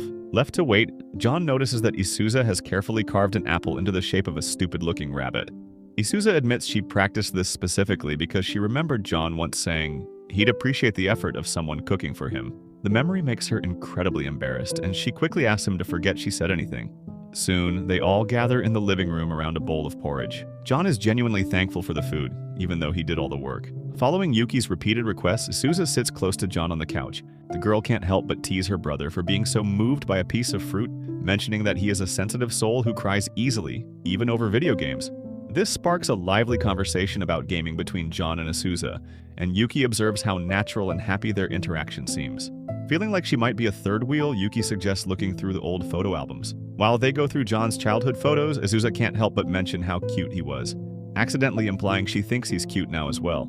As they look through his middle school and high school years, Isuza realizes that he used to play football with his classmates. By the time they reach his college years, she realizes how many layers there are to him that she has yet to discover. When Yuki realizes they are out of drinks, she offers to run to the store, leaving the two of them alone, who are moist about being extremely close to each other. Since the silence in the air is getting too loud, John brings up the spa trip and apologizes, assuming Isuza only participated out of a sense of obligation. However, the chick corrects him, stating she had a great time and that Ritsu even wants them to go again. John expresses regret for his drunken behavior, but Isuza counters by admitting she acted out as well. Then she confesses that seeing him with Yuki in town the other day had bothered her because she thought they were a couple.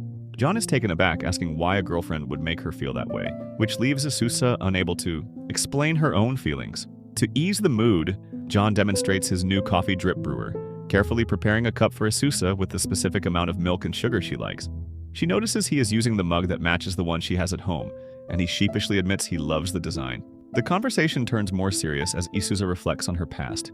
She shares a story from her school days when she was class president and struggled to manage her peers. After a chaotic incident where a classmate got hurt, she yelled at everyone out of frustration. This experience led her to believe she was naturally bad at socializing and that scaring people off was simply easier.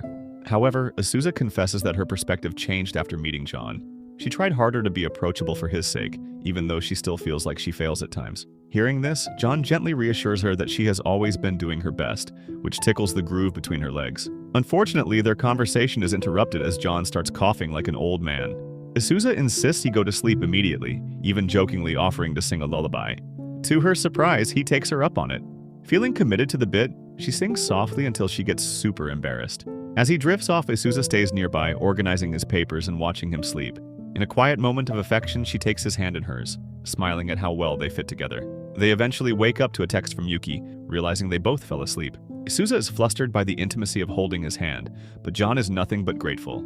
He thanks her for her care and adds that he had a wonderful rest. Sensing a shift in their dynamic, Isuza suddenly tells him she wants to know everything about him, from his favorite foods to the size of his carrot. John smiles at her enthusiasm and suggests they become friends in a more personal sense. This time, Isuza excitedly asks if this means they can share lunches and occasionally go out for drinks, all of which John happily agrees to. After the sweet moment at John's apartment, Yuki claims that she wants to cook more meals with Isuza before heading out. This comes as a total surprise to John, who wasn't aware they had made such arrangements. Before leaving, Isuza extends a friendly invitation to John for a future lunch date. Once they are alone, Yuki immediately teases her brother, questioning if he just faced rejection. This forces John to explain the shifting nature of their relationship. They have transitioned from a coworker dynamic to being friends with minimal benefits. Later during lunch, Isuza seems overjoyed while she eats and trades messages with John. Her positive energy is so radiant that it's immediately spotted by her friends, Ritsu and Miho. Miho can't resist playfully asking if she's texting John, and as the group settles in for their meal, the teasing continues. Isuza tries to remain composed, insisting she is simply being a reliable friend and returning his messages. She confesses to her colleagues that she has never really navigated a genuine friendship before, leaving her terrified of making a mistake. This vulnerability is met with suppressed laughter from her friends, which only makes Isuza slightly concerned about her image.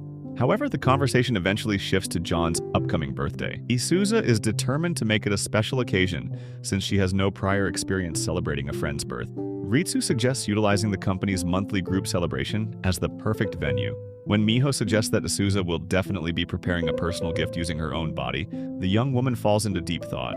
Later that day, Ritsu and Miho discuss the slow pace of John and Isuza's bond. While Miho is slightly frustrated by the lack of speed, she feels like they'll soon share a bed. Ritsu points out that while John likely understands his own heart, Isuza remains completely oblivious to her true feelings. A few days later, Isuza informs John about the corporate birthday event. John expresses his desire to attend and asks if they can go as a pair. Isuza enthusiastically agrees, vowing to make his birthday a memorable one. However, her shy nature eventually resurfaces, and she quickly pivots to suggesting they grab lunch. As they part ways to return to their desks, Miho corners John to continue her teasing. She asks if he is truly satisfied with staying in the friend zone, but after seeing his genuine confusion, she decides to drop the subject for the moment. During their lunch together, a distracted Isuza tries to figure out what John wants for a gift without being too obvious. She creates a cover story about a female acquaintance seeking advice on what to buy a male friend. John considers the question, but admits he isn't sure what a guy would typically want from a girl since he's a loser simp with 0 wishes. When she asks what he would personally like, he mentions that a pair of gloves would be practical. This leads Isuza's mind back to a moment when she held his hand while he was sleeping, causing her to turn bright red and scream in the middle of the restaurant, out of embarrassment. Moments later, Isuza goes shopping with Ritsu, but finds herself confused over the variety of materials and colors.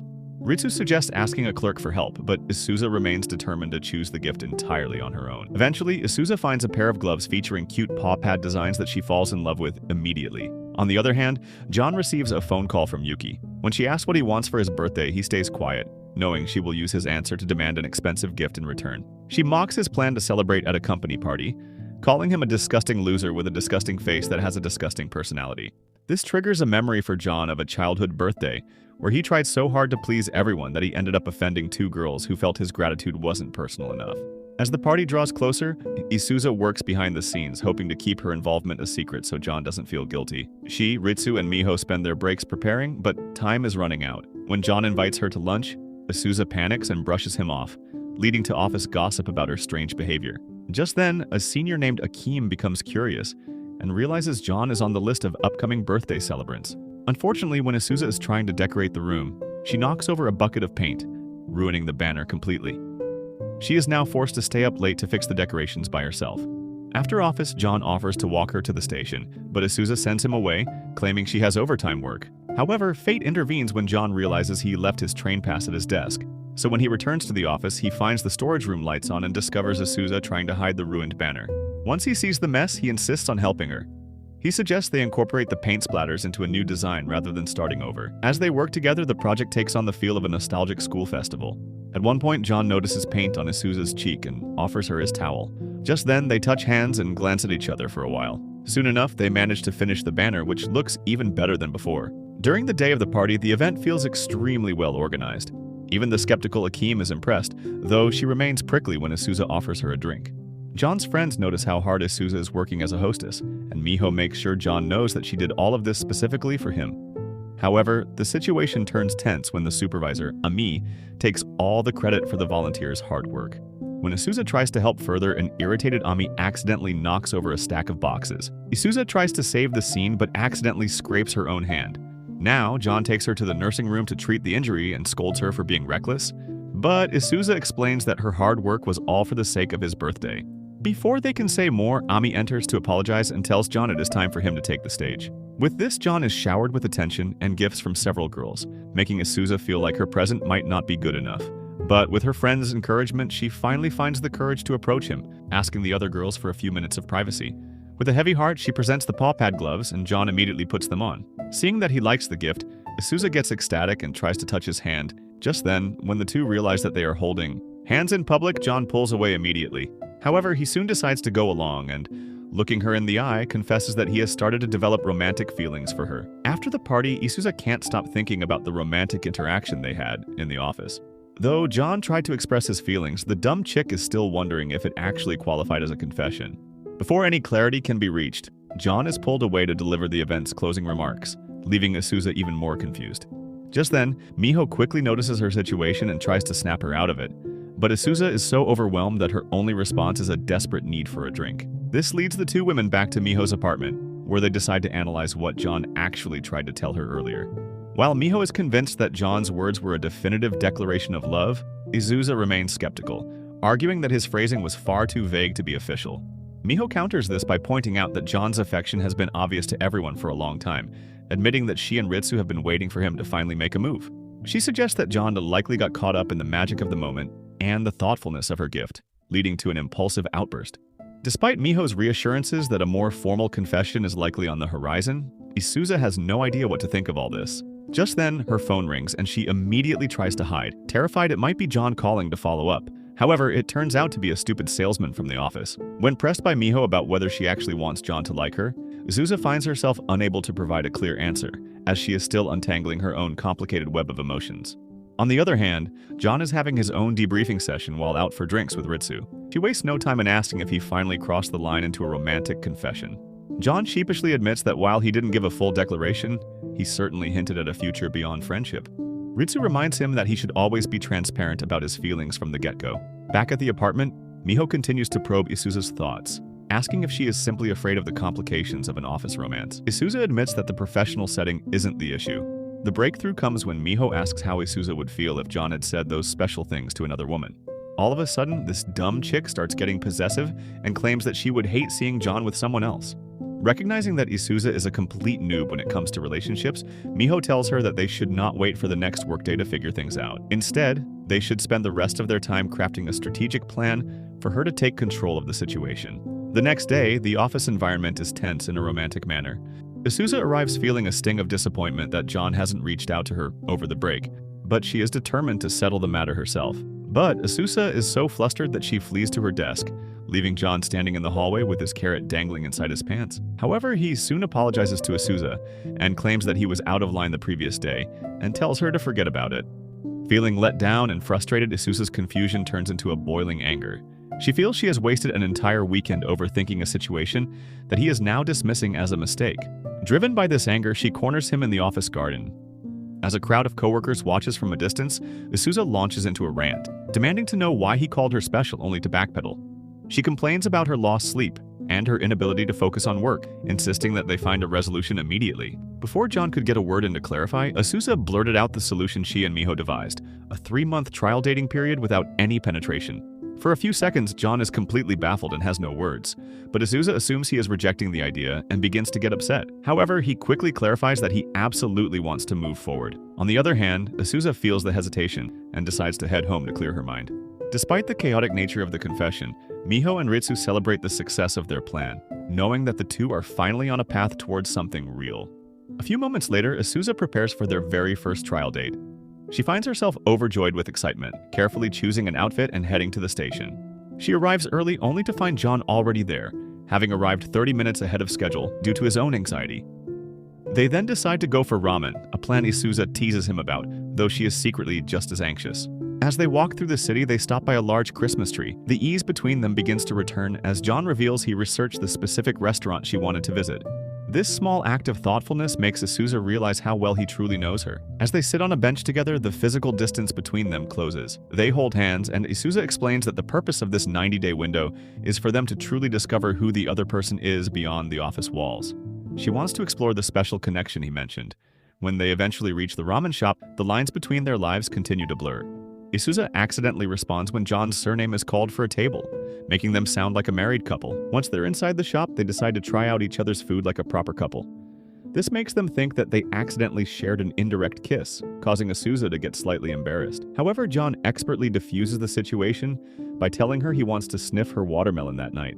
As they finish their dinner, John claims that he wants to have a steamy night with her, and Asusa gently tells him that she wants to have a rough night as well.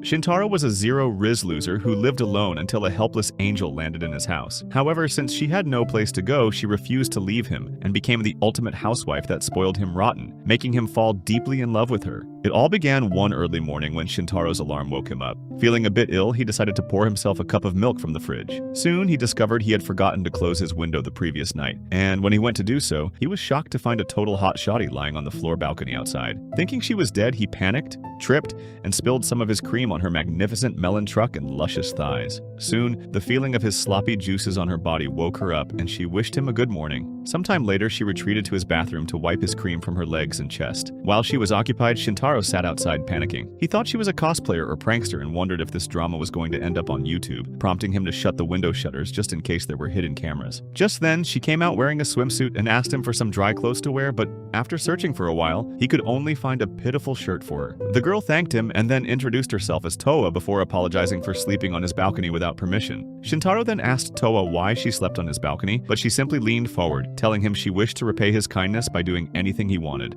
Yeah, boy. This caused her melons to almost spill out of the shirt, sending blood rushing to Shintaro's second head. He declined her offer, but she insisted on aiding him, and in an attempt to help him clean his house, she uncovered the glazed e-girl stash. You got me.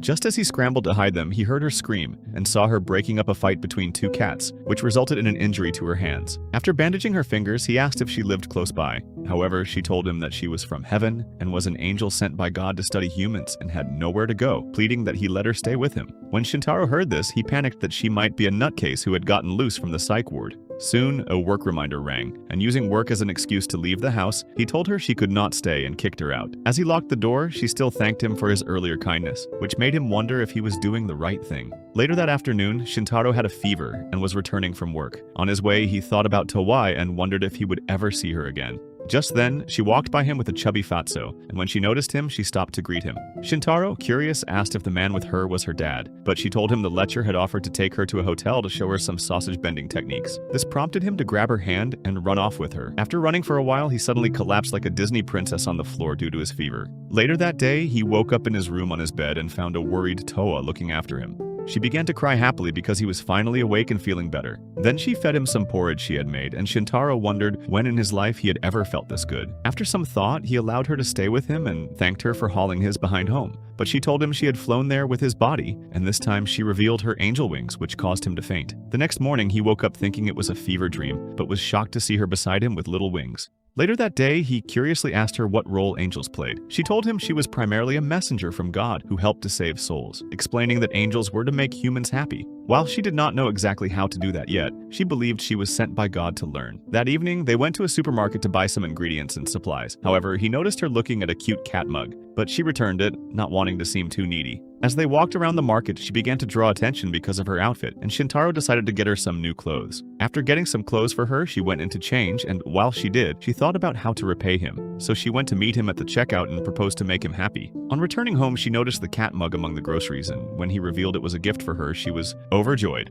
That night, they had to share the small bed, and Shintaro regretted not prioritizing buying a second one when he had the chance. Before any of this, when Towa had just arrived at Tokyo, she was amazed by how beautiful it looked at night and flew around the city. Soon, she began to think about how to make contact with humans and remembered a guidebook she had read which gave her two options. The first was to show everyone her wings while high in the sky and start a Twitch fan club and an Only Wings subscription. This second was boring and involved blending in with the humans and secretly living among them. She chose the second option, and as she wandered about, she got sleepy. Soon, she arrived at Shintaro's building and then flew up to his balcony, after which fell asleep. Back in the present, Towa told Shintaro how she wound up on his balcony while she cooked dinner for him. When she was done, he was so amazed at how good the food tasted, so he complimented the dish and asked how she had learned to cook, to which she replied that she had learned it from a guidebook. As he ate, he remembered the promise she had made at the market and wondered if life was supposed to be this good. Once they finished, Shintaro then explained to Towa how to use the bath. After he left her to bathe, his imagination ran wild. Desperate to distract himself from picturing her in her birthday suit, he tried watching TV and even attempted to knock himself out, but he failed to stop his racing thoughts. He finally found focus by studying for an English quiz, successfully pushing Towa out of his mind. However, nature called, and he accidentally walked in on Towa. Flustered by the view, he fled and apologized, though Towa offered to let him use the restroom while she finished. That evening, while Shintaro was bathing, she returned the favor by offering to scrub his back,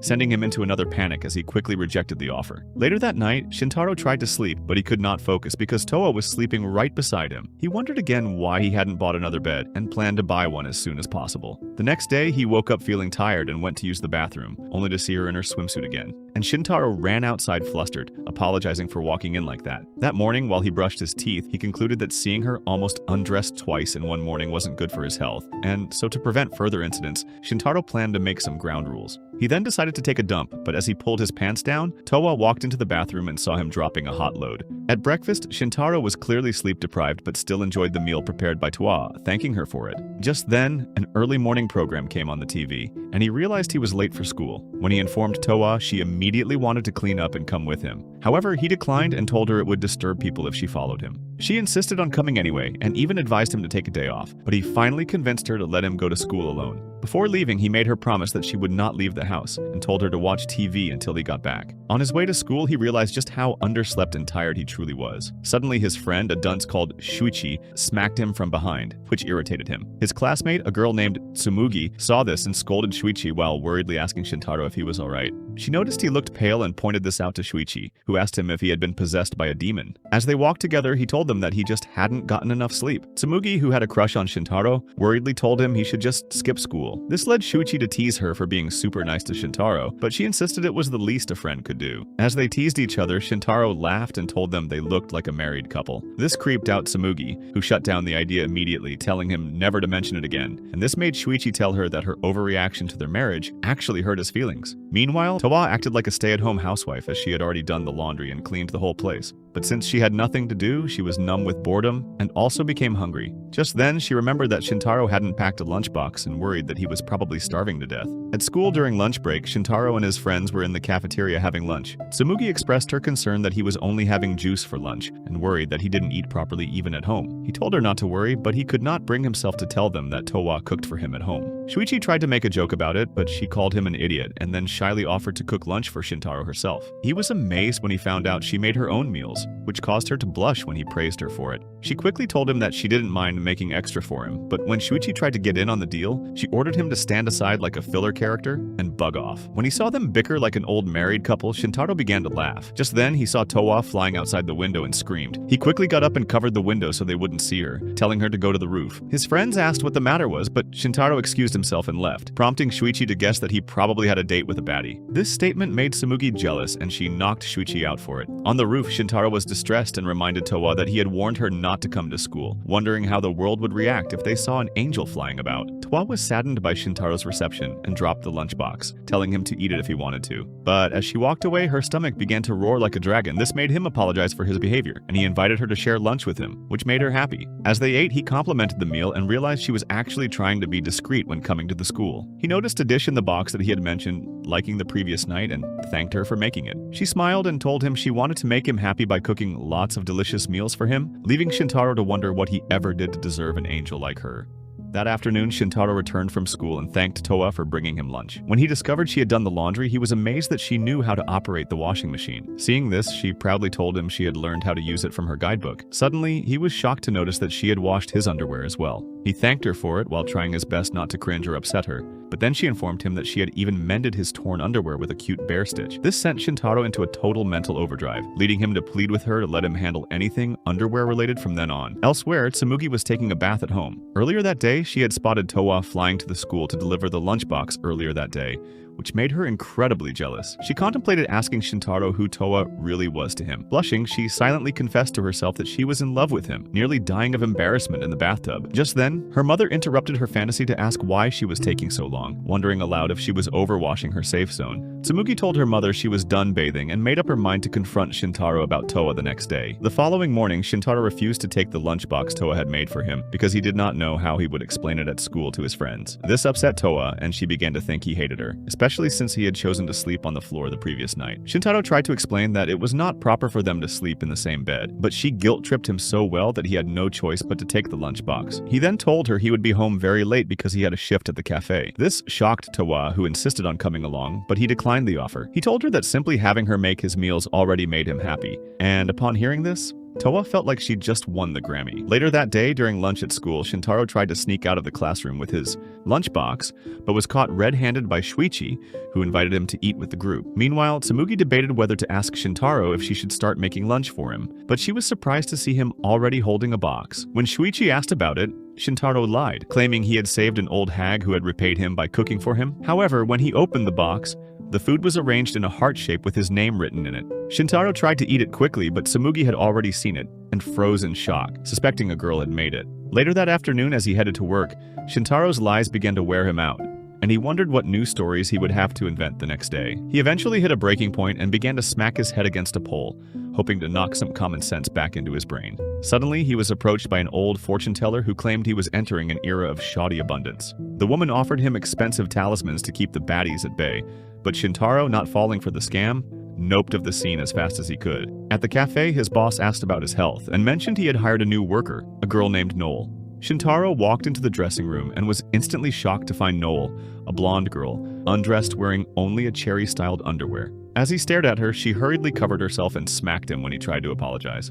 A coworker noticed and asked about Shintaro's facial injury, but he brushed it off. Noel later offered him a cold towel for the swelling, and he took the opportunity to apologize for the dressing room accident. After she introduced herself as Noel Izumi, Shintaro playfully asked if she had been born on Christmas because of her name. Her sharp yes briefly made him panic, but she told him to forget the incident and walked away. Relieved, Shintaro was just glad she had not reported him to their boss.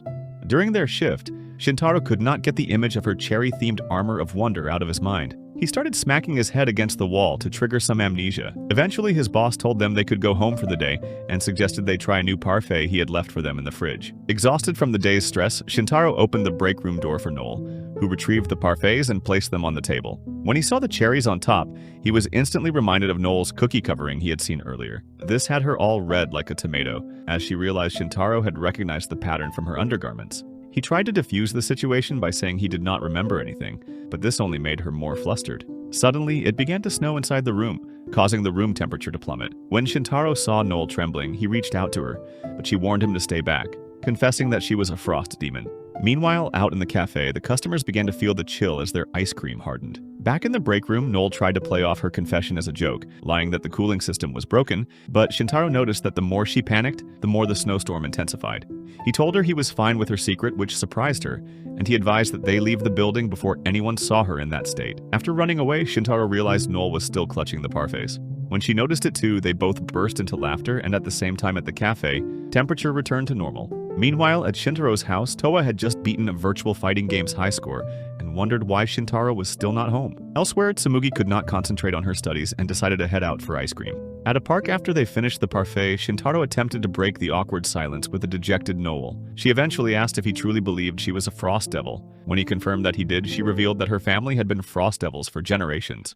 Noel explained that her family's heightened emotions triggered involuntary blizzards. Unlike her relatives, she lacked emotional control, which had led her to adopt an aloof persona that had left her isolated and friendless. Noel revealed she had taken the waitress job to overcome her social anxiety, but she quickly broke down in tears, convinced she had failed to learn control. As her emotions triggered a sudden blizzard, a startled Shintaro stepped in to comfort her. He praised her hard work and genuine progress with customers, firmly reassuring her that she was not a lost cause. Reassured, Noel stopped crying, and the blizzard cleared. She then asked Shintaro to be her first friend, to which he happily agreed, and they decided to use each other's first names. Unfortunately, their moment was interrupted when they spotted Towa flying overhead, a sight also witnessed by Tsumugi, who also happened to be in the park. All three of them began firing a barrage of questions at him. Shintaro, overwhelmed by all the questions, stopped them and asked Tsumugi why she was there. She then told him that she had come out to get some ice cream, and suddenly she became self-conscious because she looked mid and outdripped. Shintaro tried to pull a John Cena, acting like the girls hadn't seen Towa, but they refused, instantly making him depressed. As he wondered what new lies to tell to protect Towa, Noel started fangirling like a Twitch sub over Towa and her wings, much to Shintaro's surprise. Tsumugi then asked her if she was truly an angel, so Towa introduced herself and told them that she was an angel sent by God to make humans happy, leaving Tsumugi speechless. Later that day at the park, Shintaro explained that he had kept Towa a secret, as he wasn't going to be announcing that he had an angel for a roommate. Tsumugi soon connected the dots, realizing that it was Towa who made the lunch, not some made-up hag. Just then, she noticed Noel and asked what she was doing alone with him. Shintaro was surprised that she knew Noel, but she told him that Noel was known as the Ice Queen, because she didn't talk to anyone. Shintaro turned to confirm this from Noel, but saw her trembling and just about to summon another blizzard. He tried to defuse the situation that instant, explaining to Tsumugi that he and Noel were co-workers and had just left work. At that point, Towa apologized for flying out at night. However, he told her not to worry as he was the one who was late from work. After things had calmed down, Shintaro suggested that they head home, but Noel suddenly confessed to everyone that she was a frost demon, to his shock. Suddenly, she got flustered as she told them, and a blizzard appeared again, causing the winds to reveal her cherry slips. She went further, telling Towa and Tsumugi that this blizzard had happened earlier when Shintaro had seen her legendary artifact. Towa and Tsumugi were stunned at this revelation, but when he calmed Noel down, the blizzard stopped. Then he asked if her being a frost demon wasn't supposed to be a secret, and she told him it was, and seeing Towa reveal that she was an angel had encouraged her to do so as well. Meanwhile, Tsumugi was feeling left out of the loop, so he stepped up to reveal a secret, scaring Shintaro, who feared that she was also a supernatural being. However, she lamely confessed that she had stopped bedwetting a few years ago, and as she tried to reveal more brain-rot secrets, he begged her to stop and not kill them with cringe. Towa saw this, smiled, and thanked them for being kind. And as the girls interacted with each other, Shintaro watched his culture club grow with a smile. Later that night when they got home, Shintaro collapsed, exhausted from all the baddie issues he had to solve all day. Towa decided to make him a quick meal, and while she did, she asked him if he was upset that she had allowed her secret to be revealed. He told her he didn't mind, but warned her to be very careful in the future. The next morning, he had a weird dream where a government agent and some men in hazmat suits raided his apartment, accused him of harboring monsters, and took Noel and Towa away. That morning, as he walked to school sleep-deprived with bags under his eyes, he met Tsumugi, and was shocked to find out she was sleep-deprived as well. When he asked what the problem was, she said nothing, but inwardly, Tsumugi could not sleep the previous night because she had kept thinking of Towa and Shintaro playing family in his house. She felt sad, so she asked him if he was dating Towa or Noel. Shintaro was shocked and denied dating either of them, to Tsumugi's relief. Suddenly, Shuichi appeared and overheard Towa's name and asked Shintaro who that was. Immediately, Tsumugi covered up for him with a lie, for which he thanked her, happy that he had someone to share his secrets with. Later that day, as Shintaro happily headed home, he saw Noel being approached by two guys who asked her out, but she ignored them like filler characters. Suddenly, she spotted him and ran down, happily telling him she had been waiting for him so they could go out together.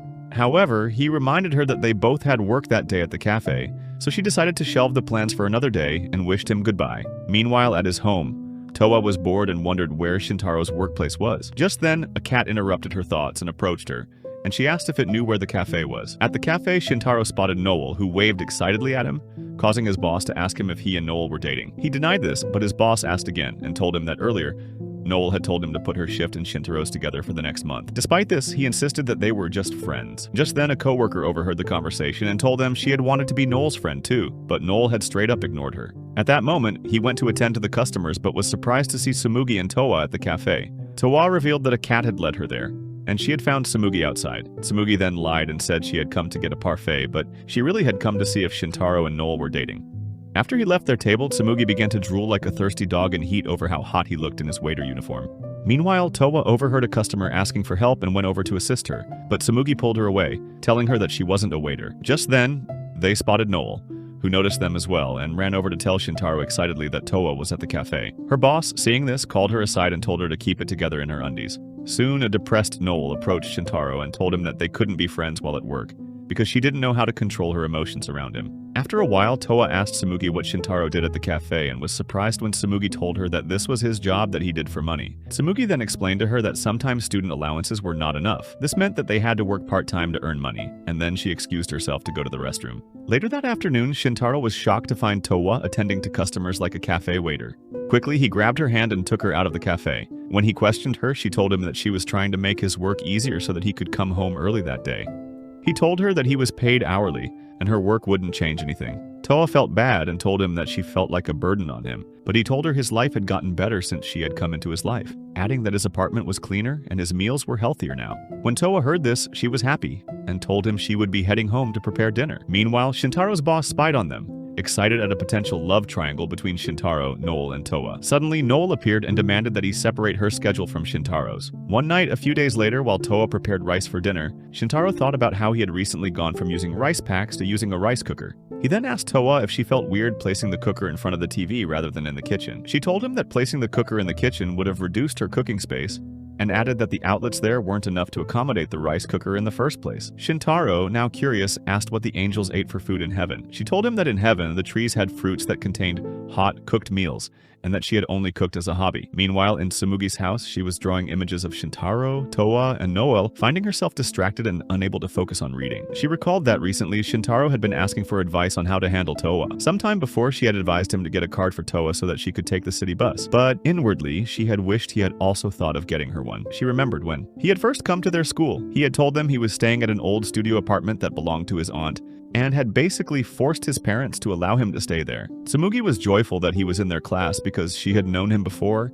She was excited to see him again. Shuichi then advised Shintaro to avoid telling people he lived alone to prevent bad company and weirdos. Although he agreed, he told them that he had figured telling them was a good idea because they were his friends, and this made them like him even more. Presently, Tsumugi began to feel sad that she couldn't compete with an angel like Towa at his house, or a demon like Noel at his workplace. Feeling depressed, she got up and went to drink some milk to keep the video PG. As she drank, she lamented that Towa was a nice person and she couldn't help but like her. She wished she had made her move on Shintaro before Towa ever came into the picture. As she poured another drink, she complained that her life wasn't fair because her crush suddenly had a hot angel staying in his house. Her mother saw her drinking like a middle-aged, divorced salaryman who had just gotten fired and asked what the problem was. She asked her mother if, by chance, they were related to any supernatural beings because she was tired of being normal. Soon, her younger brother came down the stairs and asked for some snacks before going to bed, but was denied by her mother. Just then, her mother gave her a coupon to a donut shop, telling her it expired the next day. She was stunned for a moment, and as her younger brother complained that the coupon should have gone to him, she fantasized about having a romantic donut date with Shintaro. This unexpectedly cheered her up,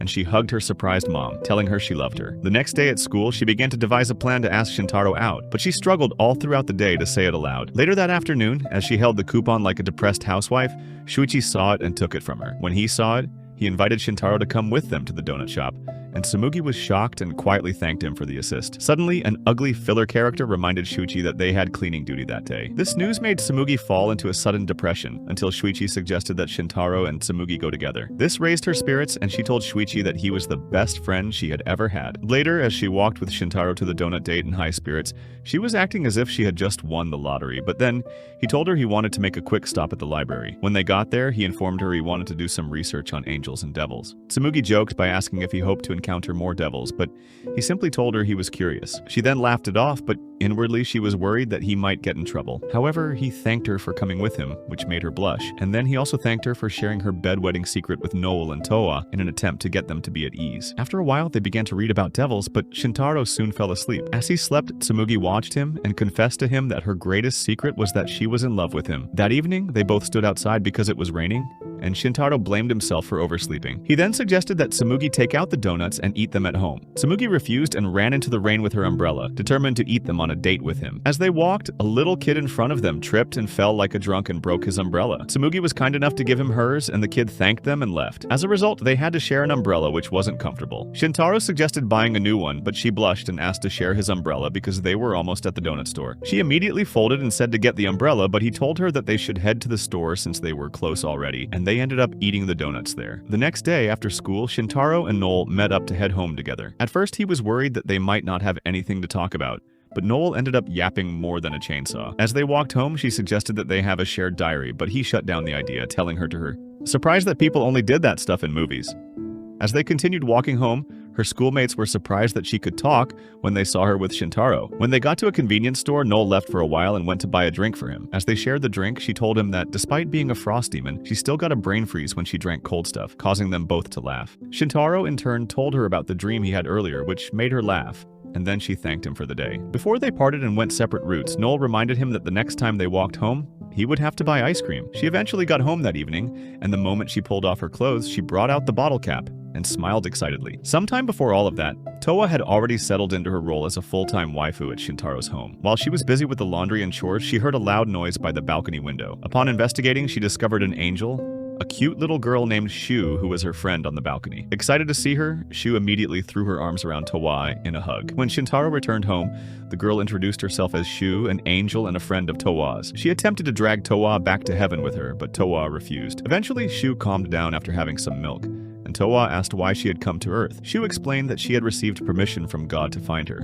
as Toa hadn't been in contact for a while, which had caused a great deal of worry. Shu explained that she had tracked Toa's aura and asked why she was staying in such a rundown dump. Toa clarified that the house belonged to Shintaro, a kind man, and that she was staying there with him. Shu was shocked by this revelation and warned Toa that human men could not be trusted, claiming they were all cultured degenerates and gooners. Toa defended him, insisting he was very nice, and offered Shu some food she had cooked for him. This news stunned Shu, and she got annoyed that Toa was cooking for a human and angrily asked if she did his laundry as well. At that point, Toa officially introduced Shintaro, but Shu got mad that the doofus had been sitting there the entire time. She threatened to permanently log him out of the life server for making a noble angel live in a dumpster fire and serve him. Toa tried to defuse the situation by explaining she was there of her own free will and scolded Shu for her harsh language. However, Shu remained determined to banish him to the Shadow Realm until Toa waved a carton of milk that instantly calmed the girl down. Much to Shintaro's surprise, though Shu still tried to convince her to leave, Toa reminded her that God had sent her to Earth specifically to learn about humans. Shu countered by asking how she could learn anything while trapped in a dump with a pathetic loser like Shintaro. Seeing as Toa didn't budge,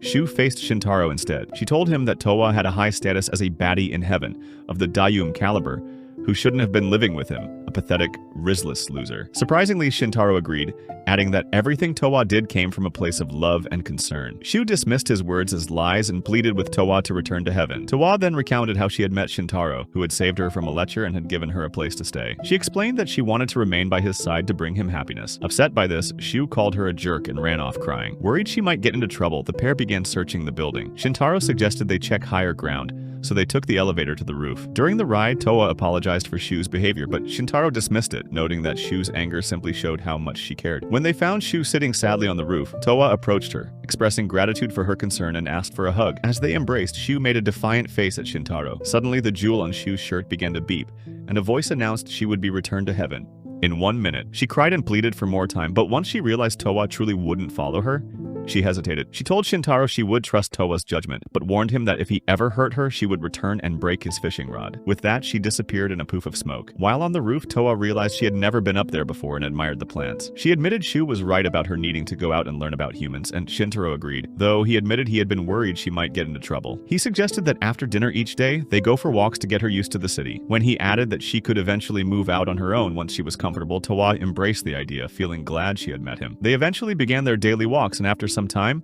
Shintaro decided Towa was ready to try public transit, but one day as they watched television together, he found himself worrying about her safety at a busy station. On the screen, Towa noticed advertisements for various stores and asked if the fruit shown was real. When Shintaro confirmed it was and asked if she wanted to see one, she happily agreed to visit one. Later, they arrived at the metro station where Shintaro taught her how to buy a ticket and board the train. Upon arriving at their destination, Towa was so excited that she grabbed his hand. They visited the store to buy the fruit they had seen on TV and then headed out for some sightseeing. When they arrived at the lake, they immediately rented a large swan boat. As they rowed, Shintaro found himself distracted by Towa's exposed legs. They passed an elderly couple who called them a cute couple, which sent his mind into overdrive. When Towa asked what the word couple meant, he was too flustered to answer. After docking the boat, Towa tried to hold his hand again to head toward a food stall, but Shintaro pulled back. He explained that only people in romantic relationships should hold hands like that. Suddenly, a woman on a phone call ran into Towa, knocking her down without apologizing. Shintaro helped her up and apologized for the woman's behavior, remarking that humans only cared about themselves. Towa wisely replied that people could not care for others if they did not first care for themselves. Realizing once again that Towa was a truly kind angel, Shintaro led her toward the food store. Later that night, they started heading home before it got late. When they got home, Towa found a hot red-haired lady who, to her surprise, jumped into Shintaro's arms and hugged him as soon as she saw him. Moments later, as the woman ate a meal prepared by Towa, she apologized for not coming to visit him often because she had been busy with work. She introduced herself as Mari, Shintaro's aunt, a manga artist who had the IQ of a fruitcake. As she ate, she told them that she hadn't slept for 3 days and was virtually a shut-in because of work. Towa was confused and asked what a manga artist was, prompting Shintaro to bring out a manga and show it to her. Mari was jealous that Shintaro did not own any of the manga she had drawn, and thought he should have been the first to buy her books. However, he told her he wouldn't have been caught dead reading any of her goon materials. This upset Mari, who broke into tears, but Shintaro ignored her and pointed out that she had just eaten their dinner. He then asked why she hadn't just eaten out while she waited, but the question somehow deleted her last brain cell and caused her to reboot. He also asked her how long she had been waiting at the door and why she hadn't called him. So she explained how she had left her phone at home because her manga editor had installed a tracking app to make sure she kept working. Suddenly, Shintaro's belly began to rumble. Towa then got up to prepare a meal. However, Mari stopped her and told them that she had some cake. As she brought out a huge parcel of cake, Shintaro wondered why she had so much on her. Mari then revealed that today was her birthday, but sadly no one had wished her a happy birthday. She told them that she had hoped her editor would wish her a happy birthday, but she hadn't, and then she began to cry. On hearing this, they sang the birthday song for her, but Mari kept crying like an abandoned puppy, which made Towa give her a napkin and try to console her. She thanked Towa and then asked Shintaro who she was. However, Bro was like a public gooner caught with his pants down, didn't know what to say until Towa stepped up and introduced herself. Shintaro was scared that she might reveal she was an angel, or that they were staying together, so interrupted her. And this made Mari assume that Towa was his girlfriend. She began to tease him mercilessly, but he denied it. He made things worse when he made up a half-assed lie about Towa being his classmate, and being on the school festival committee together. As a result, Mari faced Towa and began to ask about Shintaro's playboy behavior at school, causing him to panic. Mari then playfully teased Towa, accusing Shintaro of being mean to her, adding that she had changed his diaper and given him milk when he was a baby. When she revealed that she had grown up with him as a child, Towa smiled and said she would have loved to see Shintaro when he was a baby. Just then, Mari suddenly asked why Towa kept calling him Lord Shintaro. So Shintaro panicked and came up with a lie, telling her that Lord Shintaro was his nickname at school. Later that night, after everyone had eaten a piece of cake, Towa was at the counter making a cup of tea, and Mari joked about her being an angel and told Shintaro to marry her. After a while, she got up to use the bathroom, and when she noticed 2 toothbrushes, she questioned him about them. Shintaro was alarmed and made a ridiculous lie, saying he needed to brush his upper and lower teeth separately. After Mari used the toilet, she began thinking excitedly that Shintaro was now at that age where he could invite girls to his house. Suddenly, she got a dreadful feeling that he might have been overdoing it, and came out of the toilet and asked if he had been snorting any powders or hosting group sausage-rubbing parties at the apartment. Subsequently, she told the pair that it was getting quite late and it was time for Towa to go home, and they would see her off. This caused Towa to panic, but as they walked her partway home, Shintaro suggested that she should split up after some time and fly unseen back to the balcony. She was about to split off, but Mari called her back and thanked her for being friends with her nephew, after which she pleaded with her to help take care of him before waving her goodbye. Towa flew back to the balcony and saw that Mari and Shintaro had returned to the apartment. Just then, Mari told him that she had bought an overnight kit and intended to spend the night. This alarmed him because that would have meant Towa would have to sleep outside on the cold balcony. He tried to get her to return home that night, but she was angry at her editor for forgetting her birthday. Just as she cursed her editor, Shintaro recognized her name and told her that her editor was quite popular and was associated with several successful manga, which made Mari depressed because she wasn't quite popular. She then lay on the floor and told him to get her a blanket so that she could sleep. Seeing that he could not convince her to leave, Towa signaled to him from outside the window, telling him that she was alright and would just sleep on the balcony. Just then, the doorbell rang. and immediately Mari's spidey senses started tingling. So she immediately warned Shintaro not to open the door. When he ignored her and opened it, a red-eyed woman barged into the house, which scared Mari because it was the editor who had come to drag her back to work. Apparently, she had been searching for Mari and remembered she had bought this apartment some time ago. After a while, she noticed Shintaro and asked who he was, but Mari lied and said he was her son. However, he outed her in a heartbeat, telling the editor that he was actually her nephew, and thanked her for taking care of a scatterbrain like Mari. Suddenly, the editor immediately knelt and began to apologize to Shintaro, telling him Mari hadn't told her she had a nephew to take care of. Otherwise, she wouldn't have locked her up for 2 months if she had. The editor then promised to let her visit him from time to time, but to Mari's shock, he told the editor she didn't need to ever come and visit. When the editor approached Mari, she was scared like a spanked puppy, and surprisingly wished her a happy birthday. She told her that she had bought a cake to surprise her, but couldn't find her at home. This gesture touched Mari, who knew how busy the editor's schedule was, but the editor reassured her that Mari was an important artist to her, which excited her. After a while, they wished Shintaro goodbye and left the apartment to go back to work. Soon, Towa came in from the balcony and told him that his Aunt Mari was actually a fun person to hang around, adding that it was the first time she had seen him blush so much. The next day, Shintaro eagerly headed home after his shift at the cafe to eat dinner prepared by Towa. Suddenly, someone in a bunny jacket ran into him from behind. When he turned around, he found a cute, red-eyed girl wearing an eye patch. Just behind her were several goons chasing after her, and she immediately grabbed his shirt and begged for help, telling him that the men were after her. Shintaro immediately held her hand and ran off with her, leaving the men behind, although they had simply wanted to return a book she had dropped. When they got to an alleyway, Shintaro and the girl stopped to catch their breath. All of a sudden, she began to sniff him like a dog, which crept him out. She told him he smelled like a delicious piece of meat, and Shintaro said it was because he had just left the cafe, which must have been why he smelled like food. When he noticed the bandage wrapped around her leg, he asked if she was hurt. She told him it was just a cosplay costume and thanked him for rescuing her. He was curious and asked who the men chasing her were, and she said she didn't know, but assumed they were probably Helsing's descendants, a group of vampire hunters who had chased her across the sea. This information alarmed Shintaro, but soon she began to strike JoJo poses and introduced herself as Liliska, a vampire from the Transylvanian bloodline. At first he believed her, but suddenly one of her red eyes fell out, confirming they were just fake contact lenses. Shintaro, angry at almost falling for her nonsense, confronted her, but she insisted she was a vampire. He decided she was just a cosplayer with the IQ of a pumpkin and offered to take her home, but she told him she had a place she needed to be. Next, she led him to a maid cafe and told him she worked there. She asked him to wait outside so she could reward him for his help, but Shintaro was not interested in lowly maids and left. That night at dinner, he told Towa about the weird girl and her main character syndrome, but Towa didn't find anything strange about it. Later that night, while they slept, Liliska broke into Shintaro's apartment and began licking him like a lollipop. This woke him up and he screamed in fear when he saw her dressed in black with wings. Towa woke up as well and thought she was a pretty guest, but Shintaro reminded her that this was the weird girl he had met earlier. Liliska had to confess that she couldn't resist his smell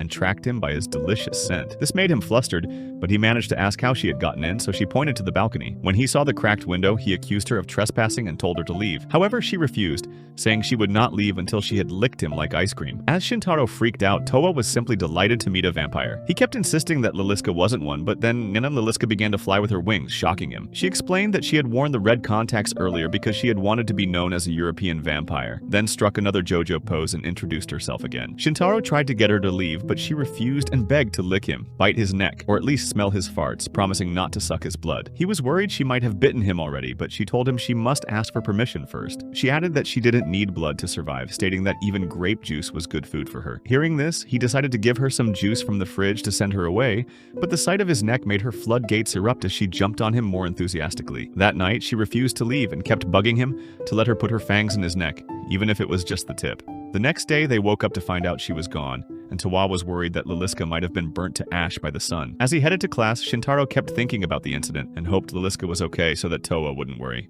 Just then, Tsumugi ran up to him and saw he was in a bad mood. Thinking he was sad because exams were close, she told him not to worry. Unfortunately, Bro had completely forgotten about the exams, and this got him spiraling into depression. During lunch break, he went to the cafeteria to get food for himself and Shuichi. As he headed to the school grounds to eat, Liliska suddenly appeared and licked some rice grains from his face, shocking him. He asked how she had found him at school, and she revealed she was also a student there and had tracked his smell. As he wondered if she was more of a dog than a vampire, he added that he thought she'd been burnt by the sun, but she revealed that while she disliked the sun, it didn't harm her. That afternoon, Shintaro asked his classmates about her. They told him her name was Sayuri and that she was a strange girl who had told everyone she was a vampire on her first day of school. Just then, Tsumugi spotted Liliska outside their classroom and pointed her out to Shintaro, whom she had been stalking. At the end of the school day, Shintaro was about to head home when Tsumugi approached him and gave him her notes to help him prepare for the forthcoming exams. Before he could answer, he saw a bat familiar with a message from Liliska asking him to come to her. He quickly ran after it, even ignoring Noel on the way. He followed the bat to a strange-looking door but refused to enter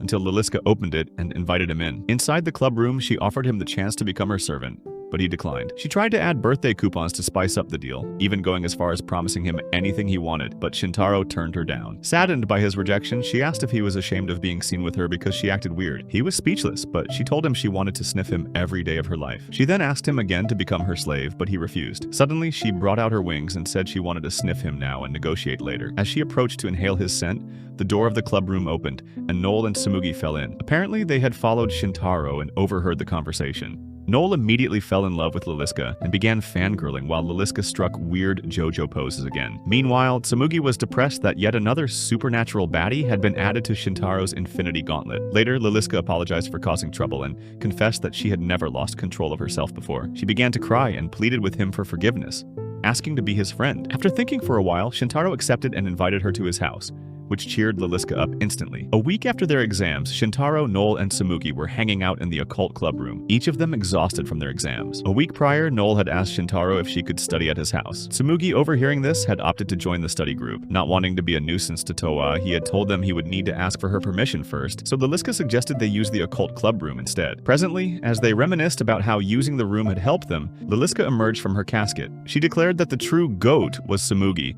who had helped them prepare. Shintaro agreed, noting that without her help, they all would have failed. All three expressed their gratitude, leaving Tsumugi overwhelmed and flustered because Shintaro had called her by her first name for the first time. After a while, they decided to leave the occult club since they weren't official members. Noel suggested celebrating the end of exams at a cafe, and Shintaro invited Tsumugi and Liliska along. Suddenly, Liliska started striking weird poses and told Noel not to refer to her as Kagami, insisting she use her vampiric name, Liliska, which weirded out Shintaro. As they prepared to leave, Shintaro curiously asked about the other club members. Liliska explained that the club president was the strange skeleton in the room, making her the second member. Just as Shintaro opened the door, a cute girl coming from the other side fell through and landed on the floor. He tried to apologize, but upon seeing his ugly mug, she began to cry and hid behind Liliska. Just then, Liliska introduced her as Hisui Tsurumi, the third and final member of the club. Shintaro tried to make amends, but Hisui panicked and started crying her eyes out. Liliska then began spinning cringe stories about how Hisui despised humans, but in reality, Hisui was just shy and struggled with social anxiety. Tsumugi thanked them for the use of the room, and as they prepared to depart, Liliska decided to follow them with Hisui tagging along. On the way, Liliska explained that the occult club used to have more members, but they were all third years who had since graduated. Now that only she and Hisui remained, the club would lose its official status unless someone else joined. At this, Liliska announced she had found the group worthy and handed out membership applications. Although Shintaro turned her down immediately, Liliska tried to lure him in by mentioning they had air conditioning and soft drinks, and he actually considered it for a moment but still declined. Meanwhile, Noel and Tsumugi decided to follow Shintaro's lead regardless of his choice. Seeing an opportunity, Shintaro tried to talk to Hisui again, asking what she liked about the club, but she nearly burst into tears. He immediately apologized, telling her she didn't have to talk to him if she didn't want to. While deciding where to go, they noticed a festival at the end of the street. Shintaro noticed Hisui's interest in the event, but when she caught him staring, she hid behind Liliska, making him feel as though she hated him. As they browsed the stalls, Hisui opened up a little, telling Tsumugi how much she loved festivals. Suddenly, Shintaro realized Liliska had disappeared, only to find her at a stall buying loads of snacks. Shintaro confided in Liliska that he thought Hisui was afraid of him. Unfortunately, Hisui overheard this, and when he tried to apologize, she shrank away as if he had mad cow disease. Liliska casually suggested it might be because Shintaro had seen Hisui's white armor of wonders when she fell, which he strongly denied. Noel told him that even if he had, it was clearly an accident. Shintaro desperately tried to explain himself to Hisui, who was clearly trying to speak to him as well, but could not find the words. At that point, Noel grabbed Shintaro's hand and led him away. The group moved from store to store, stuffing themselves with ice cream and food. Eventually, the girls headed to a buttered potato stand, while Shintaro wandered off alone and found a stand selling cucumbers on ice. As he was about to buy one, Hisui approached the stand, not noticing him. He startled her by speaking, so he ordered 2 cucumbers and gave her one. He told her he would eat elsewhere so she didn't feel uncomfortable, but she managed to tell him there had been a misunderstanding. Before she could explain, the other girls showed up and interrupted them. Sometime after the festival, the group stood on a bridge where Shintaro thought about how much fun he just had and considered returning with Toa later. Just then, Liliska stood atop the bridge railing. Watching the sunset, she spoke gibberish like a drunken sailor before stepping off the platform. Forgetting she could fly, Shintaro ran to catch her, but instead fell into the river. As he began to drown, Hisui jumped in and rescued him. Once they were out of the water, Liliska apologized for getting carried away, and Shintaro thanked Hisui for saving his life. At that point, she overcame her anxiety and explained that she wasn't scared of him, as she simply didn't know how to talk to boys. Hearing this, Shintaro was relieved and apologized as well, noting that he had seen her effort to try and speak with him. Suddenly, a halo appeared on Hisui's head. The group was shocked, thinking she was an angel, until they noticed the shell on her back and realized she was actually a kappa, a water spirit. This discovery sent Tsumugi into a slump, realizing yet another supernatural baddie had joined the harem. However, Liliska revealed she had known Hisui was a kappa but didn't have permission to tell anyone. After confirming that eating the cucumbers had caused the transformation, Liliska informed the group that Hisui was the heir to a massive kappa conglomerate that secretly ran Japan. Hisui panicked now that her secret was out, but Noel consoled her, promising they would all keep her secret. This made Hisui happy, and Shintaro then told her he would like to introduce her to someone and brought Towa over. Towa was excited to meet a kappa, and Hisui was equally shocked to meet an angel, so they trauma bond like creeps. A few days later, as Towa cooked dinner, Shintaro narrated a workplace incident that had recently made him angry. He noted that he had never seen Towa angry before and wondered if she simply did not experience the emotion because of her angelic nature. She insisted that she got angry too, but when he asked for an example, she could not remember a single instance. He reminded her that she had not even gotten upset with the woman who had bumped into her at the station, which reinforced his belief in her kindness. However, he then remembered Shiu, the other angel, who had once threatened to permanently delete his save file. He stood up behind Towa to check on dinner, but he startled her and quickly apologized. Towa then tried to feed him a piece of food like a baby, but Shintaro was too flustered to accept it. Instead, he took the plate from her hands, ate, and praised her cooking. The next day after school, Tsumugi, Shintaro, and Noel were on their way home when Noel noticed a new cafe, so she immediately grabbed him to go check it out. Meanwhile, Towa was out shopping and saw them through the cafe window, remembering that it was a half day at school. She watched as Noel tried to feed Shintaro ice cream, just as she had tried to feed him the night before, and she noticed she felt a sudden spark of anger. Meanwhile, at the table, he refused the spoon and told Noel he could feed himself. Later that day, Shintaro brought home a piece of cake for Towa. When he offered it to her, he was surprised when she rejected it. He asked if she was mad at him, but she wasn't sure because she did not quite understand the feeling. Eventually, she asked for the cake and ate it. As she did, Shintaro mentioned that summer break began the next day and suggested they could start going out together, though not too far,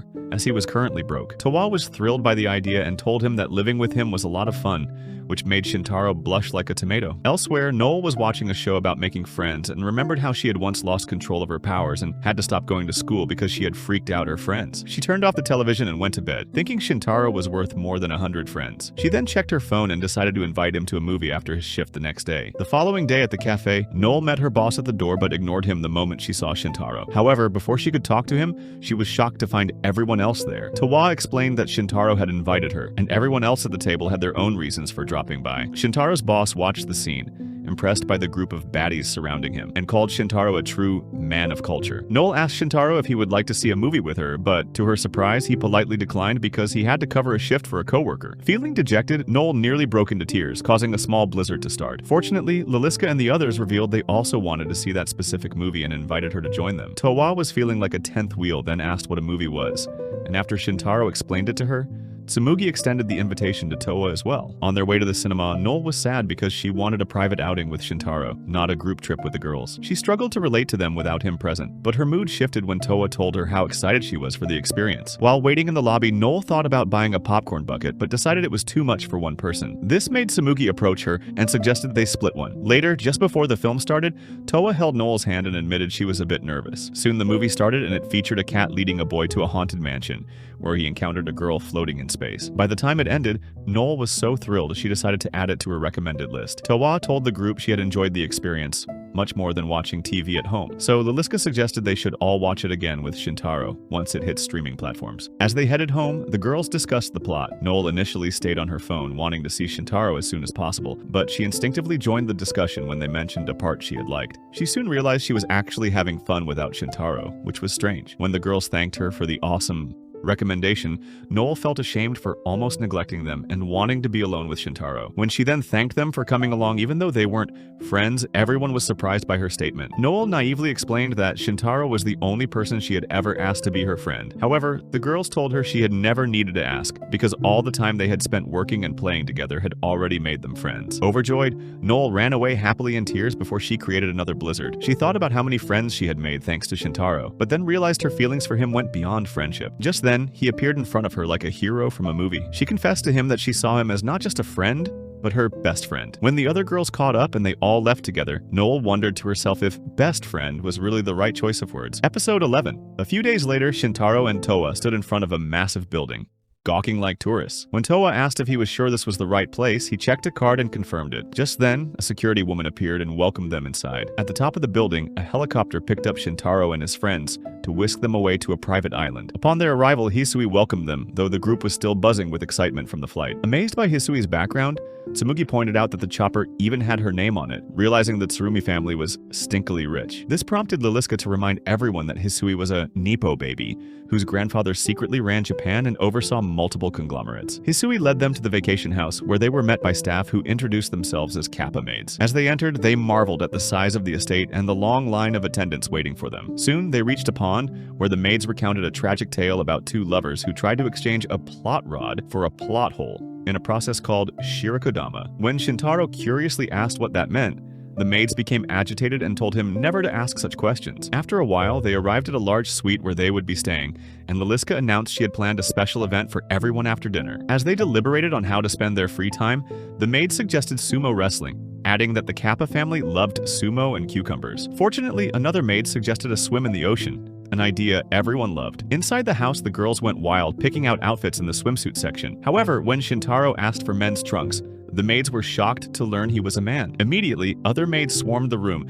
as if they had never seen a sausage wielder before. At the beach, the maids apologized for only being able to find Shintaro a pair of shorts from a female swimsuit set. They expressed their amazement that he was actually male, explaining they had assumed he was a girl whose family had forced him to dress like a man. They further explained that Hisui had grown up exclusively around women, knowing only her male relatives, so she had to remain pure. At that point, Shintaro began to wonder if staying on the island was a good idea. Just then, Towa emerged wearing a swimsuit and radiating hot, shoddy energy. Shintaro froze, not knowing where to look, and was soon joined by the other girls in their own swimwear. Tsumugi became extremely self-conscious, wondering if her assets and melons were thick enough in the right places to catch Shintaro's eye, while Noel immediately invited him to play beach ball. Suddenly, Liliska appeared and startled Shintaro because she was wearing a full-body diving suit, so she complained that the beach sun was too much for a vampire to handle. Noel grabbed Shintaro's arm, and they ran into the sea, with the other girls following close behind. As they played games and enjoyed a barbecue, the girls teased Toei, recalling how she had asked how many packets of salt were in the ocean when she first saw it. After a while, Shintaro tried to talk to Hisui, who was still shy. To help her loosen up, he insisted on calling her by her first name. She shyly agreed before running to Liliska, amazed that a boy had finally done that. Later, Towa joined Shintaro and admitted she loved the beach experience, even if she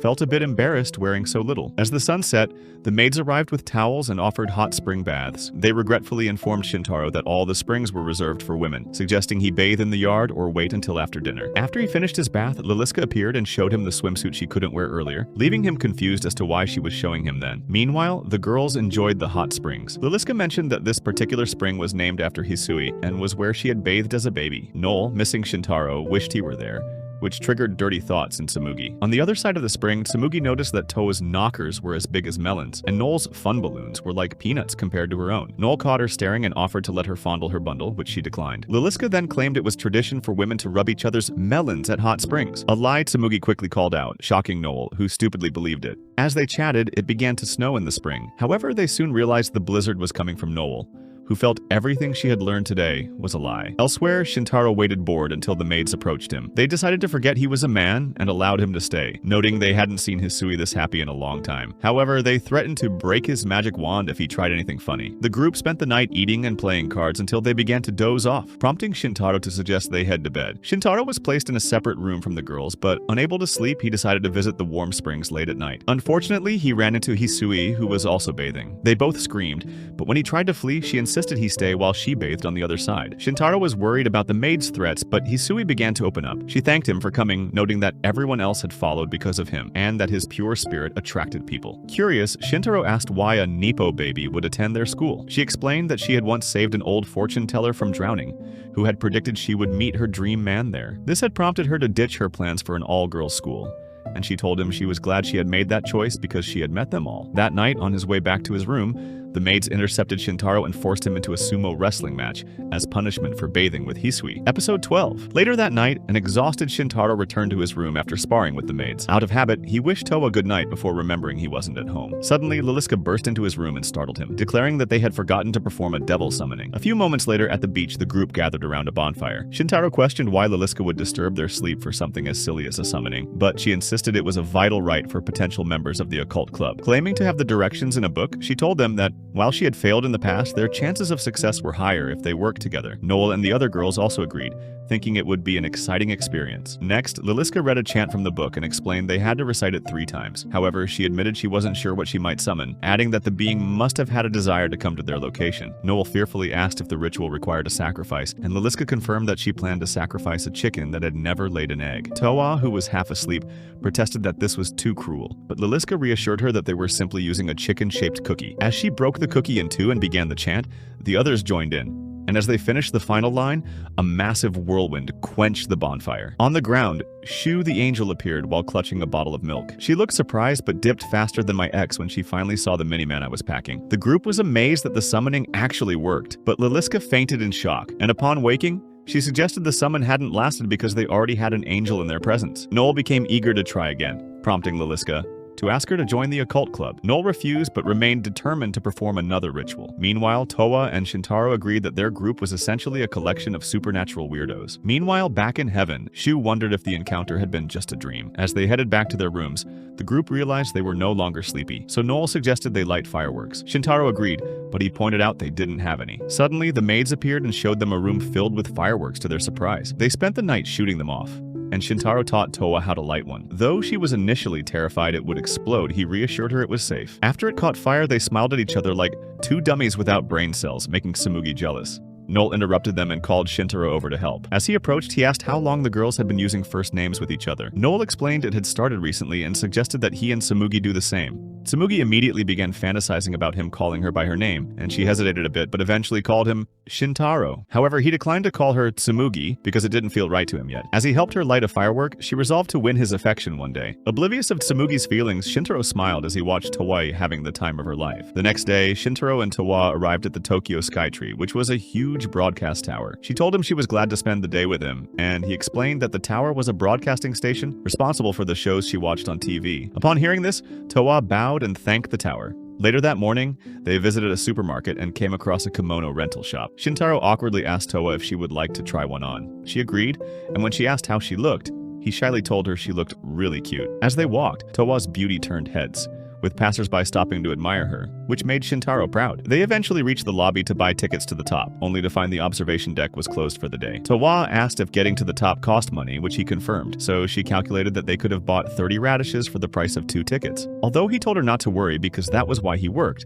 Towa even tried to take off the kimono when she realized it also cost money, and Shintaro quickly stopped her, insisting that the rentals and the trip were his idea. They managed to reach a high floor where they could see most of the city, and Towa was amazed by the skyscrapers, adding that humanity was truly impressive. At the tower, they encountered people who were afraid of heights. Towa didn't understand the fear, but Shintaro explained that humans would die if they fell from such a distance. She began to panic, realizing he wasn't safe like she was, but he told her he believed she would save him if he ever fell. Later that afternoon, they visited a gift shop where Shintaro noticed Towa admiring a snow globe before putting it back. As they watched travelers passing by, Shintaro explained that most were going to spend the summer with their families. Towa asked if he missed his own family, and he told her they were all overseas, but he didn't feel lonely as long as she was there with him. They decided to eat lunch outside, but after wandering for a while, they were briefly separated in a crowd. Once Shintaro found her, they held onto each other's clothing, like a bunch of thieves because they were too embarrassed to hold hands. That night, as they walked away from the tower, Towa admitted she didn't want the day to end. He told her they could have fun any day and surprised her with the snow globe she had wanted. To repay him, she took him to an alleyway and told him to close his eyes. Shintaro thought she wanted to kiss him and told her it was too early for that. But when he opened his eyes, he discovered they were floating in the sky at the very top of the tower. He was so thrilled to see the world through her eyes, but then Toa thanked him for the wonderful experience, telling him she still had a lot to learn about humans from him. Sakuta is a social outcast who everyone avoids. However, his life takes a wild turn when he meets an invisible baddie that only he can see. Now, he'll do whatever it takes to solve her bizarre condition, but will end up making her fall deeply in love with him. One day, Sakuta woke up in the morning, trying to remember a dream of a cute girl who had tried to lock lips with him. Once he got up, Bro found his journal where he apparently wrote about a bunny he randomly met. The journal reveals that months earlier, he was just sitting in the library when a bunny girl cosplayer casually walked by. Of course, he was shaken and was wondering why some rando was walking through the library cosplaying like a Playboy girl, but didn't seem to creep anyone out.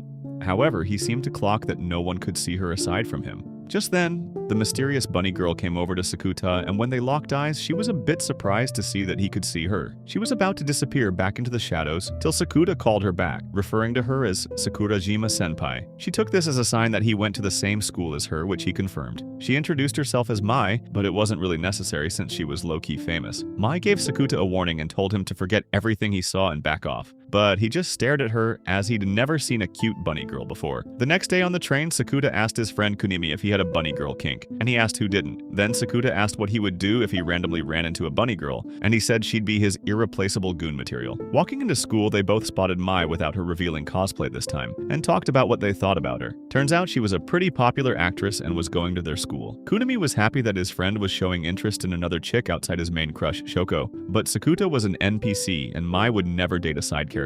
However, Sakuta wasn't even planning on all that and was just curious why she was always alone. Just then, another cutie called Kamisato showed up and snuggled up to Kunimi, making sure to drag him away from Sakuta. In class, Sakuta kept thinking about Mai. Although she was super popular, she was pretty much going through school in single-player mode. After school, Sakuta was taking a stroll to the train station when he ran into Mai and some groupies acting like she was the best thing since sliced bread. Fortunately, Sakuta stepped in and prevented them from taking any fan service photos. Surprisingly, Mai thanked him for his help, and they talked a bit about how celebrity life was wearing on her. On the train, Sakuta brought up the day before, telling her she was too hot for him to forget so easily, but she was too worried he had taken care of business while thinking about her. Suddenly, she brought up how she had seen the rumors about how Bro had sent 3 of his classmates back to the hospital in a fight. However, he didn't even know he was famous, since he threw his phone into the ocean months ago. When she asked about the rumors, he said he simply went along with the flow. After an awkward silence, he asked why she was cosplaying as a Playboy girl, and she explained to him that she does it to confirm who can see her, since she is becoming invisible to most people. She noticed this when she went to an aquarium. Then, at some point, she tried a cafe, but she still wasn't noticed.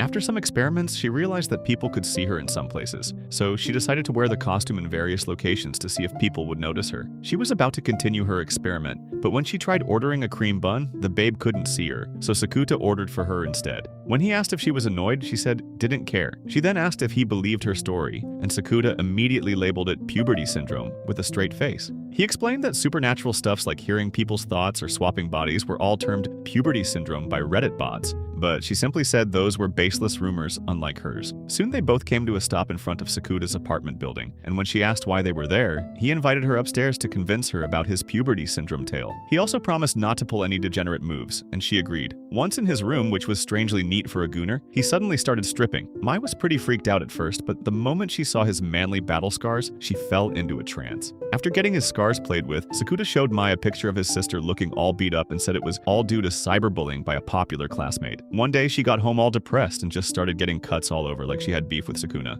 That was the same way he got his scar on a random day, and after witnessing 2 incidents personally, he actually believed puberty syndrome was real. Just then, Kaide, his sister, interrupted his delusional yapping, but freaked out over his scar exhibition. When Mai noticed she didn't recognize her, Sakuta revealed that his sister avoided television and the internet because of her puberty syndrome, which was also why he tossed his phone as a donation to Aquaman. To solve her problem, he suggested she goes back to showbiz, since no one would be able to ignore her if they keep seeing her on screen. When he added that she also looked like she wanted to go back, she got angry he was poking his nose in her business and bolted, leaving her bunny costume with a confused Sakuta. After that, Mai completely dropped out of school, and even when Bro went pro Instagram detective to track her, he couldn't find anything about her. A few days later, Kunimi and Sakuta were at their part-time job, talking about Mai when the boss called Sakuta to attend to a customer. Sakuta tried to get her to order, but she gave him her card and was more interested in getting his rice cakes than in ordering rice cakes. She was a journalist who was interested in the hospitalization rumor, and even offered to give him some incentive if he let her take photos of his scars for fan service. He then asked her if she knew anything about Mai's disappearance, so she smiled and said they could trade info. The next day at school, Sakuta was talking to his friend Futaba, who noticed his sudden interest in Mai. Sakuta brushed it aside and asked if she believed people could become invisible, though she got the wrong idea and thought he was trying to sneak into the girl's bathroom. She told him she didn't believe in puberty syndrome, but he said he wasn't asking about what-ifs, and now wanted a logical explanation from her point of view. That was when she told him about the observation theory, explaining how things didn't exist unless they were observed. Later, as Sakuta headed home, he was wondering if the people who couldn't see her still remembered she was a celebrity. When he mentioned Mai's name to the same cashier who ignored her earlier, she said he had no idea who she was. This discovery made him consider the observation theory even more,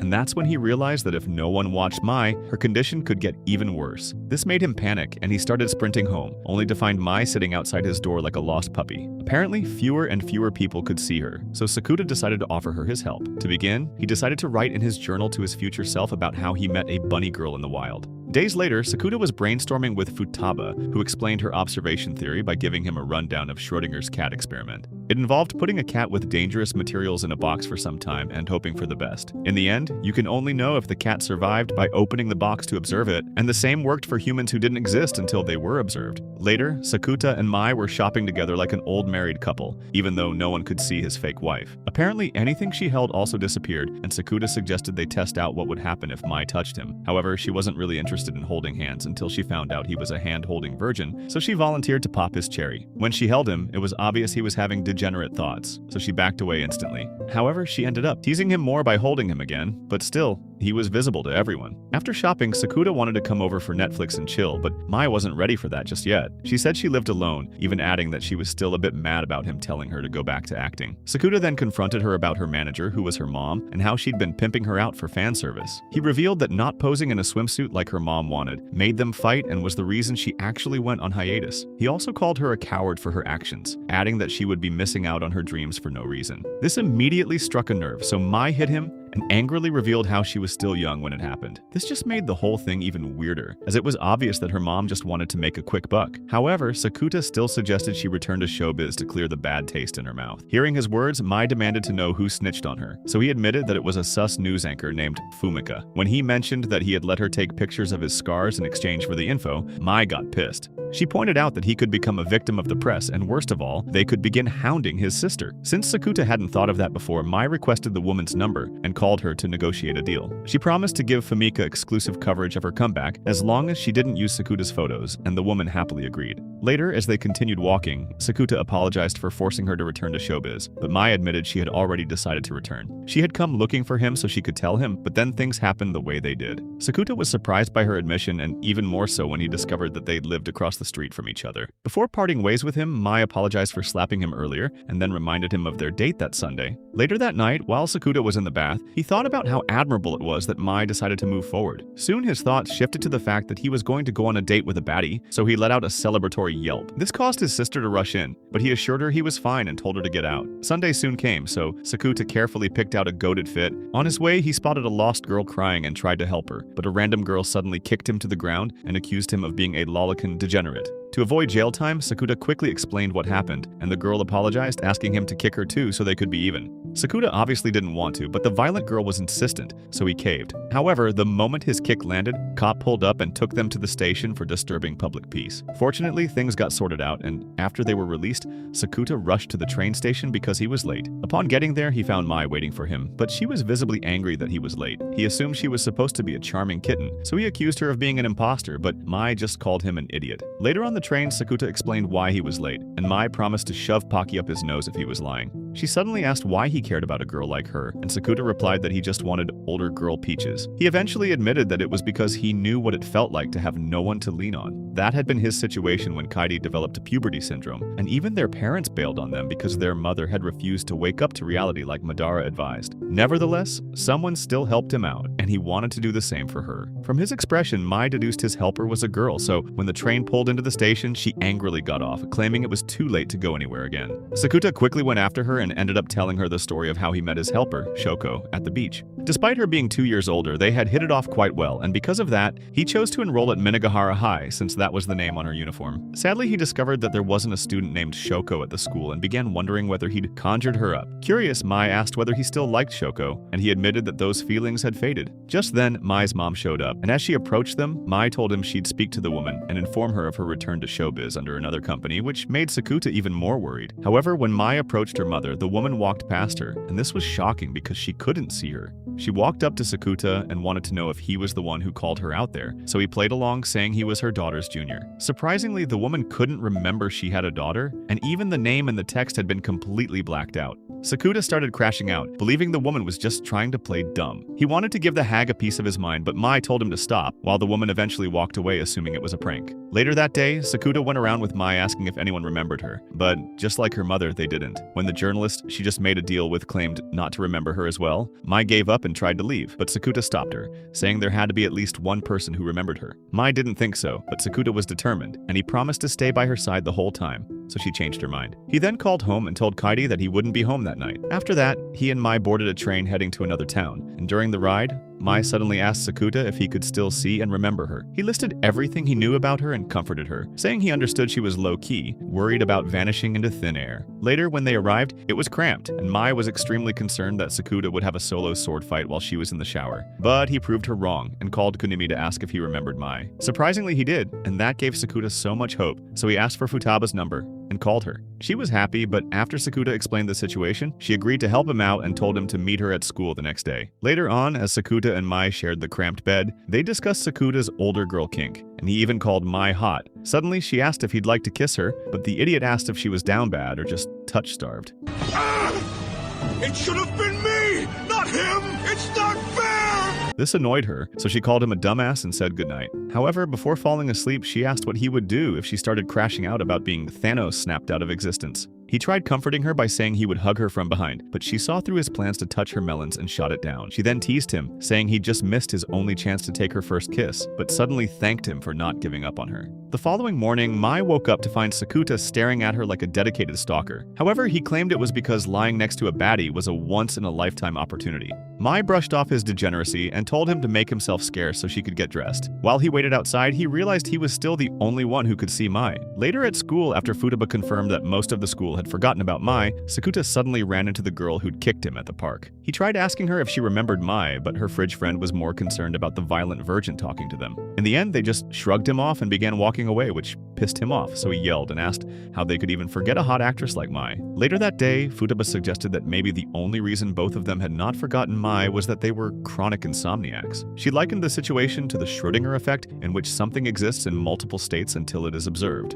In Mai's case, it seemed that almost everyone at school ignored her into oblivion without even thinking about it. She then theorized that the school was Mai's Schrödinger's box, and since she wasn't being observed, people forgot about her whenever they slept. In the evening, while Mai urged Sakuta not to skip work for rice cakes, Sakuta was busy thinking about his conversation with Futaba at school. If Futaba was correct, then only the students should have forgotten about Mai, but that wasn't the case, so he was even more worried. He then decided not to go to work. Mai insisted that he had to make money to handle his responsibilities, so he left. However, the thought that he might forget Mai if he slept lingered with him, so that night after work he downed energy drinks like a crackhead. He then popped a few Rockstar candies and decided to jot down everything that had happened, with Mai so far for his future self to find. The next morning, when Mai met Sakuta outside his house, he looked like the Walking Dead, but she didn't say anything. As they walked to school, they talked about the upcoming midterms and also wondered how Mai would take hers, given her current see-through situation. Days later, the midterms kicked off and Sakuta was straight up tweaking because he hadn't slept. During break, he ran into Futaba, but discovered that she had finally forgotten who Mai was. So that night, Sakuta downed more energy drinks like a junkie and stayed up researching ways to help Mai. This left him looking like a soulless shell, and he could barely even stand up straight on the train. Even at school, he could barely stay awake without poking himself, but that didn't stop him from buying more energy drinks at the store later. When Mai saw him, she immediately realized that he hadn't been sleeping, so she took him home. However, she didn't try to convince him to sleep. Instead, she offered to tutor him. She even promised to give him a special reward if he got a perfect score, and he immediately started thinking PG-13. But then he cautioned himself and just asked for a replay of their previous date, and Mai agreed. She then began tutoring him, and sometime later, Sakuta started feeling sleepy. It turned out that Mai had put sleeping pills in his drink, and no matter how hard he tried, he couldn't stay awake. As he drifted off, Mai comforted him despite knowing that he'd forget her once he woke up. The next day, when Kaide woke Sakuta up for his last day of midterms, Mai's bunny outfit fell, and Bro assumed it belonged to Kaide. He got up to get ready, but found his journal instead and started reading it. Surprisingly, Mai's name wasn't in the journal, almost as if the plot gods had completely erased her from existence. So Sakuta had no clue what he was even reading. Later on the train, he met Kunimi, who pointed out that Sakuta looked much better. As they chatted some more, Sakuta felt some strange aura around him, but couldn't figure it out. When he arrived at school, Futaba handed Sakuta a strange letter she had found in her textbook, instructing him to give it to him. The letter had weird instructions about some love conquers all thing, but it went over Sakuta's head, and he went to class for his test. During the test, Sakuta saw the topic Mai had taught him the previous day, and his last two brain cells finally clicked together. Memories of Mai flooded his mind, so he broke down in tears and stormed out of class like a man with a plan. He didn't stop until he reached a clearing beside the school, then he started yelling. He proclaimed his love for Mai and remained outside for a little bit after that, but nothing happened. This embarrassed him, but he kept proclaiming his love for Mai until everyone came out to find out what was going on. Mai also showed up, and she told him he was an idiot for doing something like that. She also pointed out that this would only make people spread rumors about him and his virgin tendencies again. However, he didn't care and shrugged it off, saying it was better than pretending he was smart. At this, Mai ran up to him and slapped him, because she was mad he had forgotten about her in the first place. He apologized and told her he would never leave her until she forgave him. So she vowed never to forgive him, so he would never leave. She then made Sakuta proclaim his love one more time and told him she would give him an answer in a month, since they were all getting a bit carried away. Sakuta was pretty impatient and said he would say it every day, and Mai made him promise to keep his word. Meanwhile, everyone in school was still watching the crazy scenario unfold like an episode of a rom-com. So Mai told everyone how the rumors about Sakuta were just fake, but at least she wasn't see-through anymore. The duo accepted their fate that they were definitely going to get in trouble, but they didn't mind that much. And that was how, through some love conquers all logic, Mai stopped being invisible. Weeks later, as Sakuta was on his way out, he noticed Kaide was watching the news about Japan winning a football match. At school, he met up with his only other two friends, and they also kept talking about the football match Japan had won. Later, Mai met Sakuta with the lunch she had prepared for him, and, like clockwork, he told her he was crazy for her, but apparently, hearing it every day for a month had made it sound boring. Fortunately, something exciting had happened. She was to appear in an episode of a show. Sakuta wasn't too excited about it because she had a kissing scene, so he asked her to turn down the role. Mai refused,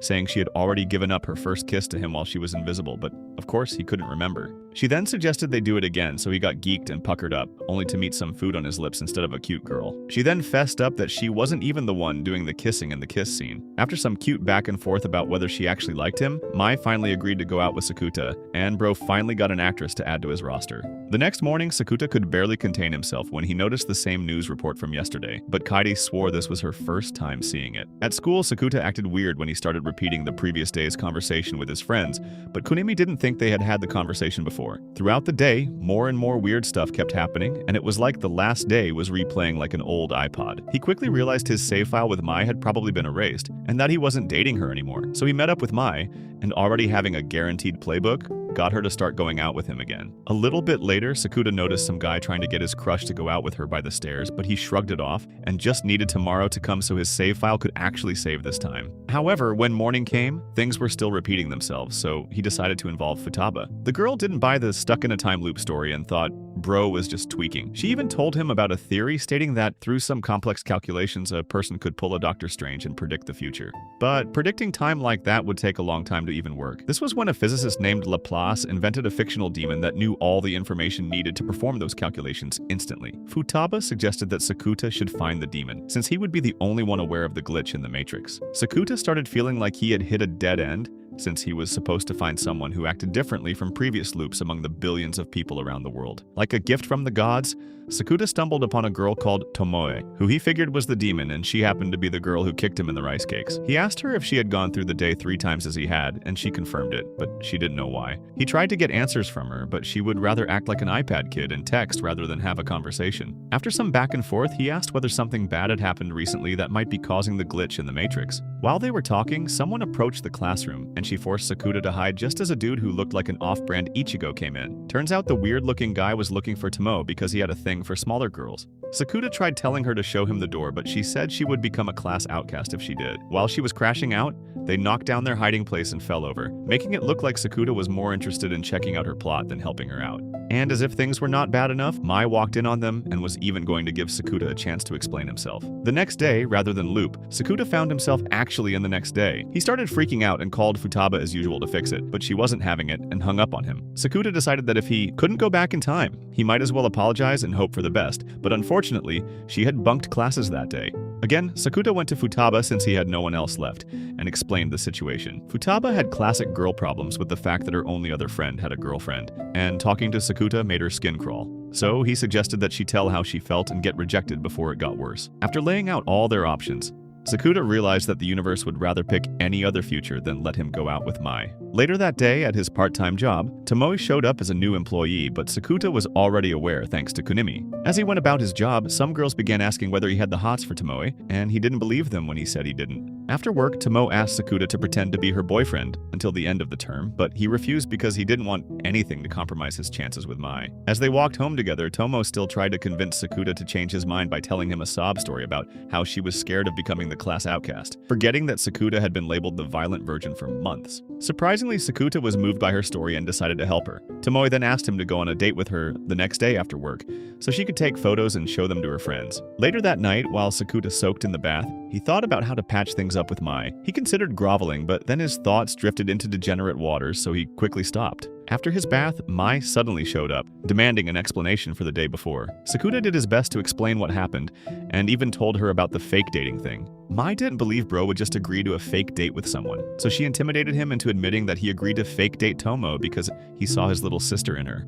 Hearing this, Mai gave her blessing to the fake relationship but said he had better show her some sincerity in return and figure out how to apologize properly. Sakuta then tried to pounce on her like a hungry tiger, but she kicked him in the face, not knowing he was into that. He asked her out, but she said she would be too busy for dates, and instead gave him some clothes as a gift for his sister. Sakuta went to fetch his sister, but she was already eavesdropping, so he dragged her inside and convinced her to try on the clothes. Kairi looked absolutely stunning in the clothes, so she and Mai shared a heartfelt moment and then got on a first-name basis. Later, Sakuta thanked Mai for helping him with his sister, but she was more concerned about his fake relationship and gave him a fair warning to keep his sausage sword holstered. The next day at work, Sakuta asked Kunimi for the rundown on an annoying dude Maezawa, who tried getting with Tomoe, and Kunimi happily spilt the tea. Apparently, the degenerate even had a girlfriend who wasn't giving up her secret sauce, so he was planning to break up with her. Plus, he kept trying to get with his exes, like a zit that wouldn't go away. After work, Tomoe met up with Sakuta at the train station, and he couldn't stop staring at her legs. Eventually, he snapped out of it,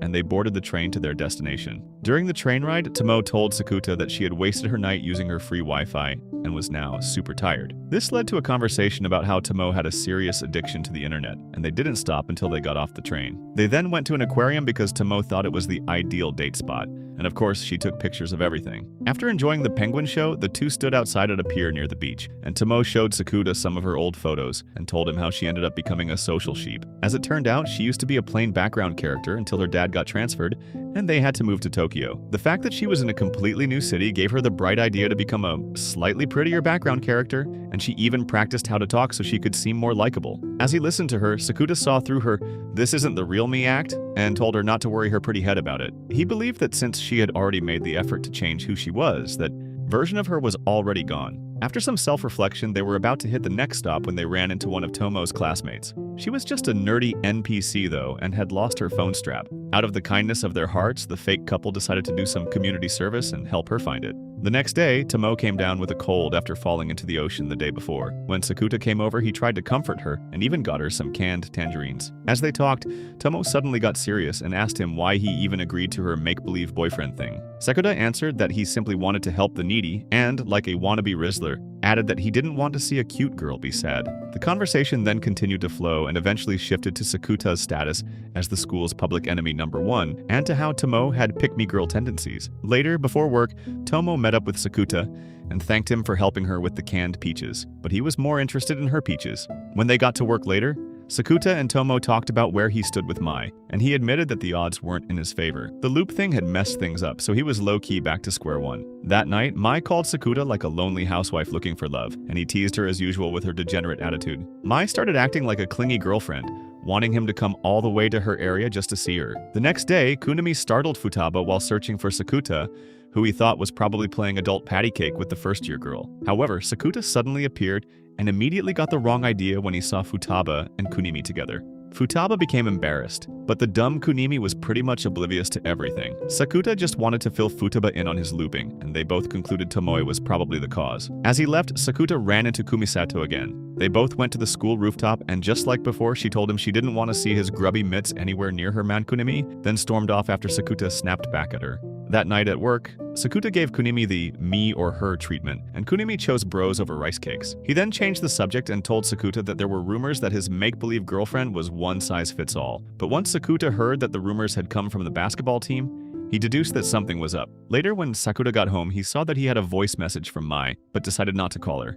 The next day, Tomo walked alone to the train station, looking like a sad, lost puppy, but ran into her degenerate senpai, Sakuta. Just then, the off-brand Ichigo Maezawa showed up to act like a discount bully from a 90s movie. He started making degenerate comments about Tomo's plot and punched Sakuta across the face like it was Mortal Kombat. Sakuta got up and decided to play dirty like a true rascal, so he hit him with a quick kick to the shins, followed by a boot to the face. He then called Maezawa uncool, but Tomo pulled him back before he dropped a fatality. Still, bro wasn't finished and yelled that he was a degenerate virgin. Eventually, the duo ran to a nearby beach and had a heartfelt conversation about how Sakuta might be playing his role a bit too well. However, it was good because the girls at school were starting to see how much of a loser off-brand Ichigo really was. As they chatted some more, Tomo suddenly got up and told Sakuta that she was, in fact, also a degenerate virgin, and had never even had a boyfriend before. Like a true gentleman, he accepted her, and the situation turned pretty wholesome, though. Tomo then promised to remain Sakuta's best friend, even after the fake relationship ended. Days later, while Sakuta was about to board the train, he suddenly ran into Maezawa, but surprisingly Maezawa acted like he didn't know Sakuta and also boarded the train. When Sakuta arrived at school later, Tomo and her friend spotted him and began acting like little girls at a Justin Bieber concert, but he just shrugged it off. Despite this, during class, he started to worry that Tomo's feelings were becoming a bit too real for comfort, and that no one would believe they had actually broken up during the holidays. After school, Mai came over to his place to study, but bro was more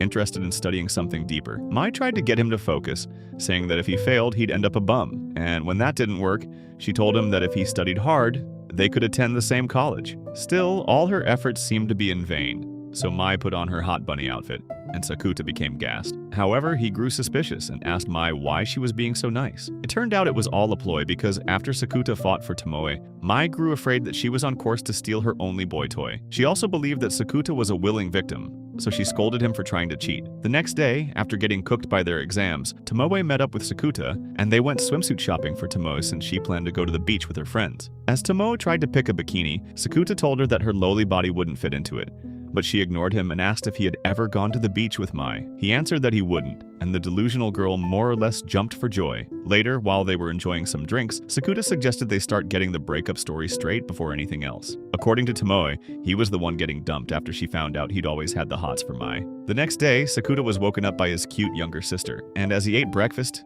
he realized summer break was about to start. On the train, Kunimi and Sakuta talked about their plans for summer break, and both had different ideas of how to spend it. Later that day, Sakuta thought about how the lie he and Tomo cooked up would finally crumble today. They both arrived at the train station, and Tomo was already prepared for the date ahead, with her swimsuit under her clothes. They finally hit the beach for one last date, where Sakuta finally saw her melons and rice cakes in a modest swimsuit. Sakuta wanted them to get straight to business, but Tomo was busy fishing for compliments. They both enjoyed some grilled corn together before going out to have some romantic couple fun in the water. Later, they had a sandcastle competition, which Sakuta lost, and then got shaved ice. In the evening, they both sat down on the beach to enjoy the sunset when Tomoe thanked Sakuta for everything. They shook hands, and just like that, their make-believe relationship crumbled like Sakuta's sandcastle, and they both went their separate ways. The next day, Sakuta was in for a rude awakening when his little sister woke him up, and apparently the day had looped. He couldn't believe it and checked his clock, but it didn't change anything since the day had looped. Sakuta then went over to Tomoe's class to confront her, but apparently this time it wasn't her doing, and she didn't loop back with him.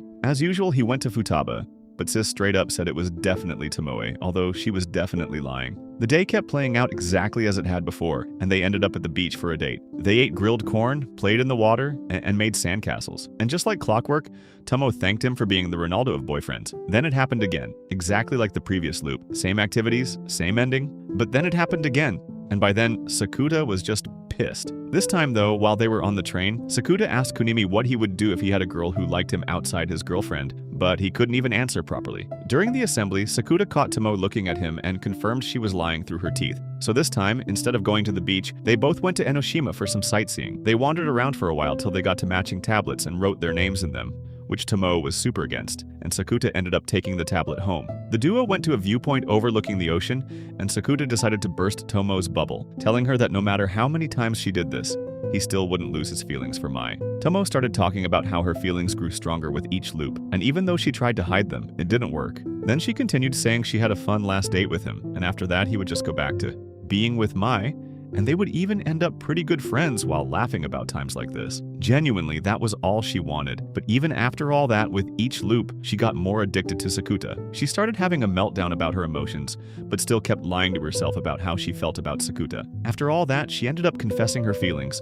forgetting that they were both getting soaked under the rain, and then she started bawling her eyes out. Suddenly, it was almost a whole month in the past, and even Sakuta was a bit confused about how the whole thing got this far. Later that day, Sakuta and Mai met up at school and shared lunch, and Bro tried to shoot his shot once again. Just like Prime LeBron, he bagged Mai as his girlfriend and got a kiss on the cheek. A few minutes later, Meizawa was busy hitting on Tomo at the stairwell, but this time she turned him down and professed her love for Sakuta, even though she didn't mention his name. The two met up after that and had a heartfelt conversation, with Sakuta promising to stay Tomo's friend no matter what. Just like clockwork, everything that had already happened before the loop happened again. But this time, he had a baddie for a girlfriend. He started telling Futaba all about his adventures, but he still couldn't figure out why he'd been dragged into all of this. Futaba suggested it was a quantum connection, which was just science talk for fate, and that all of this happened over them kicking each other's rice cakes. Later that day, Sakuta and Mai were walking home in the rain after some grocery shopping when they found a girl in the rain, crouching over a cat in a box. Sakuta decided to take the cat back to his place, but the random girl wanted it instead. He suggested they trade contact info so he could give it to her later, but then realized she had the same name as his old crush, Shoko. That night, he dreamt of the first time he met Shoko on the beach, and how she gave him a random piece of trivia. When he eventually woke up,